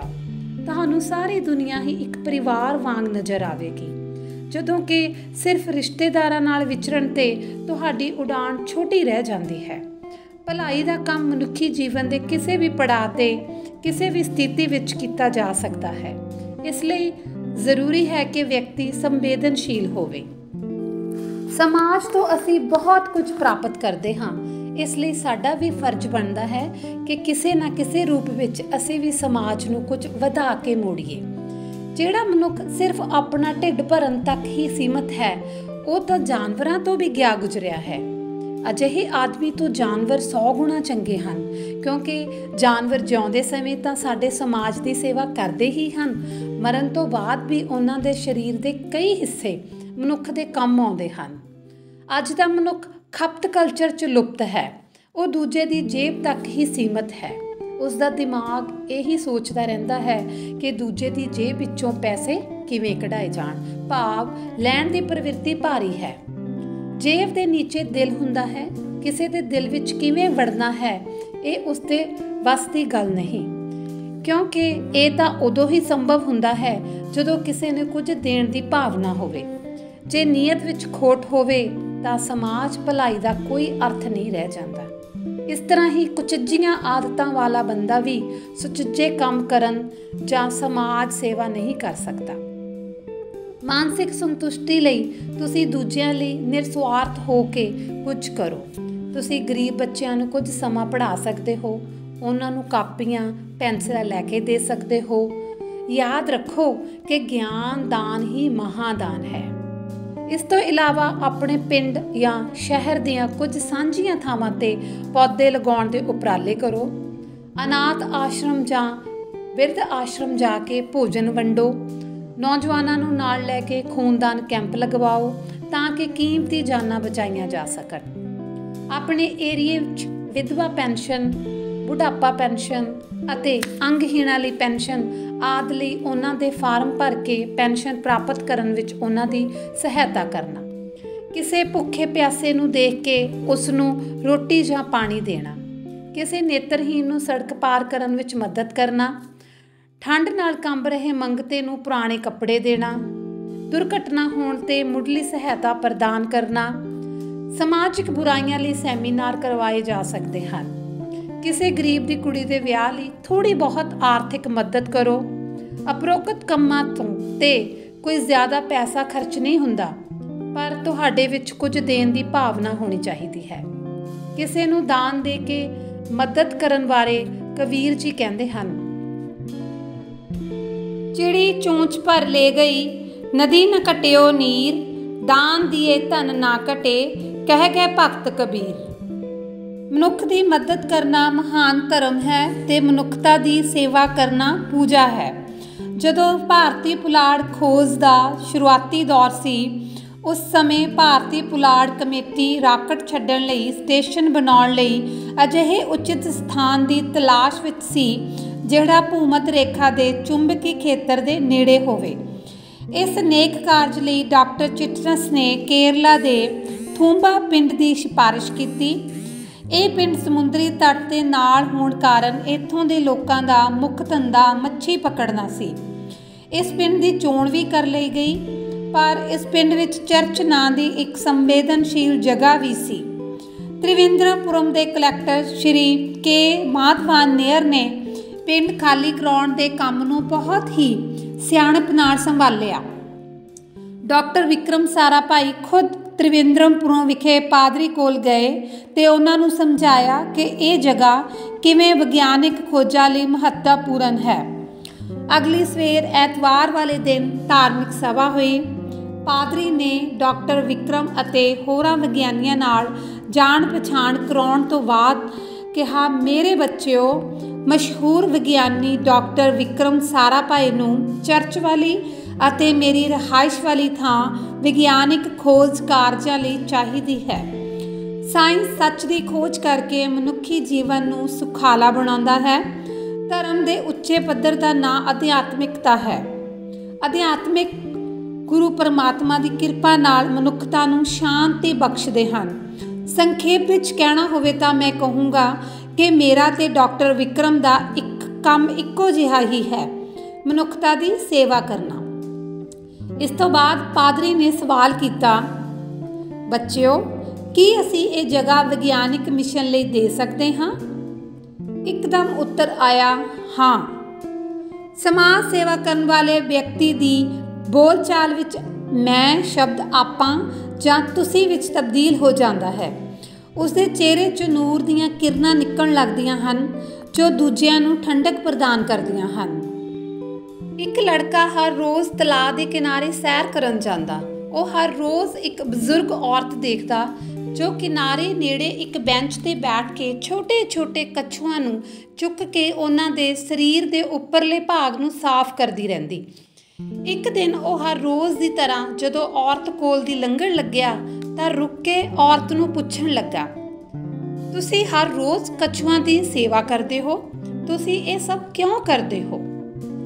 ਔਰਤ ਨੇ ਪਹਿਲਾਂ ਲੜਕੇ ਵੱਲ ਦੇਖਿਆ, ਫਿਰ ਮੁਸਕਰਾ ਕੇ ਕਹਿਣ ਲੱਗੀ, ਮੈਂ ਸਵੇਰੇ ਸਵੇਰੇ ਆ ਕੇ ਇਹਨਾਂ ਦੇ ਕੱਚ ਸਾਫ਼ ਕਰਦੀ ਹਾਂ ਕਿਉਂਕਿ ਇਹਨਾਂ 'ਤੇ ਉੱਲੀ ਤੇ ਕਈ ਹੋਰ ਚੀਜ਼ਾਂ ਚਿਪਕ ਜਾਂਦੀਆਂ ਹਨ, ਜਿਸ ਕਰਕੇ ਇਹਨਾਂ ਕਪਚਾਂ ਦੀ ਗਰਮੀ ਪੈਦਾ ਕਰਨ ਦੀ ਸ਼ਕਤੀ ਘਟ ਜਾਂਦੀ ਹੈ।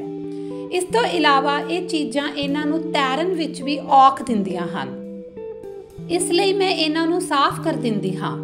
ਇਹ ਕੰਮ ਕਰਕੇ ਮੈਨੂੰ ਆਤਮਿਕ ਸੁੱਖ ਮਿਲਦਾ ਹੈ। ਲੜਕਾ ਹੈਰਾਨ ਹੋ ਕੇ ਬੋਲਿਆ, ਇਹਦੇ ਵਿੱਚ ਕੋਈ ਸ਼ੱਕ ਨਹੀਂ ਕਿ ਇਹ ਇੱਕ ਚੰਗਾ ਕੰਮ ਹੈ, ਪਰ ਦੁਨੀਆ ਭਰ ਵਿੱਚ ਕਰੋੜਾਂ ਕੱਛੂ ਹਨ ਜਿਨ੍ਹਾਂ ਦੀ ਕੋਈ ਦੇਖਭਾਲ ਨਹੀਂ ਕਰਦਾ। ਤੁਹਾਨੂੰ ਨਹੀਂ ਲੱਗਦਾ ਕਿ ਤੁਸੀਂ ਇਹ ਸਮਾਂ ਕਿਸੇ ਬਿਹਤਰ ਕੰਮ 'ਤੇ ਖਰਚ ਕਰ ਸਕਦੇ ਹੋ? ਔਰਤ ਨੇ ਕਿਹਾ, ਇਹ ਕੰਮ ਕਰਕੇ ਮੈਨੂੰ ਖੁਸ਼ੀ ਮਿਲਦੀ ਹੈ ਤੇ ਦੁਨੀਆ ਵਿੱਚ ਤਬਦੀਲੀ ਲਿਆਉਣ ਦਾ ਇਹ ਮੇਰਾ ਆਪਣਾ ਢੰਗ ਹੈ। ਇਹ ਸੁਣ ਕੇ ਲੜਕਾ ਹੋਰ ਵੀ ਹੈਰਾਨ ਹੋ ਗਿਆ ਤੇ ਉਤਸੁਕਤਾ ਨਾਲ ਪੁੱਛਣ ਲੱਗਾ, ਭਲਾ ਇਸ ਨਾਲ ਦੁਨੀਆ ਵਿੱਚ ਕੀ ਤਬਦੀਲੀ ਆਵੇਗੀ? ਔਰਤ ਨੇ ਆਪਣੇ ਹੱਥ ਉੱਪਰ ਰੱਖੇ ਕੱਛੂ ਵੱਲ ਇਸ਼ਾਰਾ ਕਰਦੇ ਹੋਏ ਕਿਹਾ, ਭਾਵੇਂ ਦੁਨੀਆ ਵਿੱਚ ਕੋਈ ਤਬਦੀਲੀ ਨਾ ਆਵੇ, ਪਰ ਇਸ ਛੋਟੇ ਕੱਛੂ ਨੂੰ ਪੁੱਛੋ, ਮੇਰੇ ਇਸ ਕੰਮ ਨਾਲ ਇਸ ਦੀ ਜ਼ਿੰਦਗੀ 'ਚ ਕਿੰਨੀ ਵੱਡੀ ਤਬਦੀਲੀ ਆ ਜਾਵੇਗੀ। ਜੇ ਤੁਸੀਂ ਕਿਸੇ ਦੀ ਸਹਾਇਤਾ ਕਰਨ ਦੇ ਯੋਗ ਹੋ ਤਾਂ ਜ਼ਰੂਰ ਕਰੋ। ਹੋ ਸਕਦਾ ਹੈ ਕਿ ਤੁਹਾਡੇ ਵੱਲੋਂ ਦਿੱਤੀ ਸਹਾਇਤਾ ਦੁਨੀਆ ਵਿੱਚ ਕੋਈ ਬਦਲਾਅ ਦੀ ਲਹਿਰ ਨਾ ਪੈਦਾ ਕਰ ਸਕੇ, ਪਰ ਜਿਸ ਵਿਅਕਤੀ ਦੀ ਤੁਸੀਂ ਸਹਾਇਤਾ ਕਰਦੇ ਹੋ ਉਸ ਦੀ ਦੁਨੀਆ ਤਾਂ ਬਦਲ ਜਾਂਦੀ ਹੈ। ਜੇਕਰ ਤੁਸੀਂ ਸਮਾਜ ਲਈ ਕੋਈ ਉਸਾਰੂ ਕੰਮ ਨਹੀਂ ਕਰਦੇ ਤਾਂ ਸਮਾਜ ਨੂੰ ਤੁਹਾਡੇ ਮਹਿੰਗੇ ਕੱਪੜਿਆਂ, ਕਾਰ ਜਾਂ ਕੋਠੀ ਦਾ ਭਾਅ ਨਹੀਂ, ਲੋੜਵੰਦਾਂ ਲਈ ਸੇਵਾ ਭਾਵਨਾ ਨਾਲ ਕੰਮ ਕਰਨ ਨਾਲ ਹੀ ਵਿਅਕਤੀ ਦੀ ਨਿਵੇਕਲੀ ਪਹਿਚਾਣ ਬਣਦੀ ਹੈ। ਜੇਕਰ ਤੁਸੀਂ ਹਮੇਸ਼ਾ ਸਮਾਜ ਲਈ ਕੁਝ ਕਰਨ ਲਈ ਤਤਪਰ ਹੋ ਤਾਂ ਸਮਾਜ ਤੁਹਾਨੂੰ ਹੱਥਾਂ 'ਤੇ ਚੁੱਕੇਗਾ ਤੇ ਸਫਲਤਾ ਵੱਲ ਧੱਕੇਗਾ। ਇਤਿਹਾਸ ਵੀ ਉਹਨਾਂ ਇਨਸਾਨਾਂ ਨੂੰ ਸਭ ਤੋਂ ਮਹਾਨ ਦੱਸਦਾ ਹੈ ਜਿਨ੍ਹਾਂ ਨੇ ਮਨੁੱਖਤਾ ਲਈ ਵੱਧ ਤੋਂ ਵੱਧ ਨੇਕ ਕੰਮ ਕੀਤੇ ਹੋਣ। ਸਮਾਜ ਸੇਵਾ ਕਰਨ ਵਾਲੇ ਬੰਦੇ ਦਾ ਅਚੇਤ ਮਨ ਵੀ ਉਸ ਨੂੰ ਖੁਸ਼ੀ, ਸਿਹਤਯਾਬੀ, ਸਫਲਤਾ, ਸਵੈਮਾਣ, ਧੀਰਜ ਅਤੇ ਸ਼ਾਂਤੀ ਜਿਹੀਆਂ ਨਿਆਮਤਾਂ ਦੇ ਵਰਦਾਨ ਦਿੰਦਾ ਰਹਿੰਦਾ ਹੈ।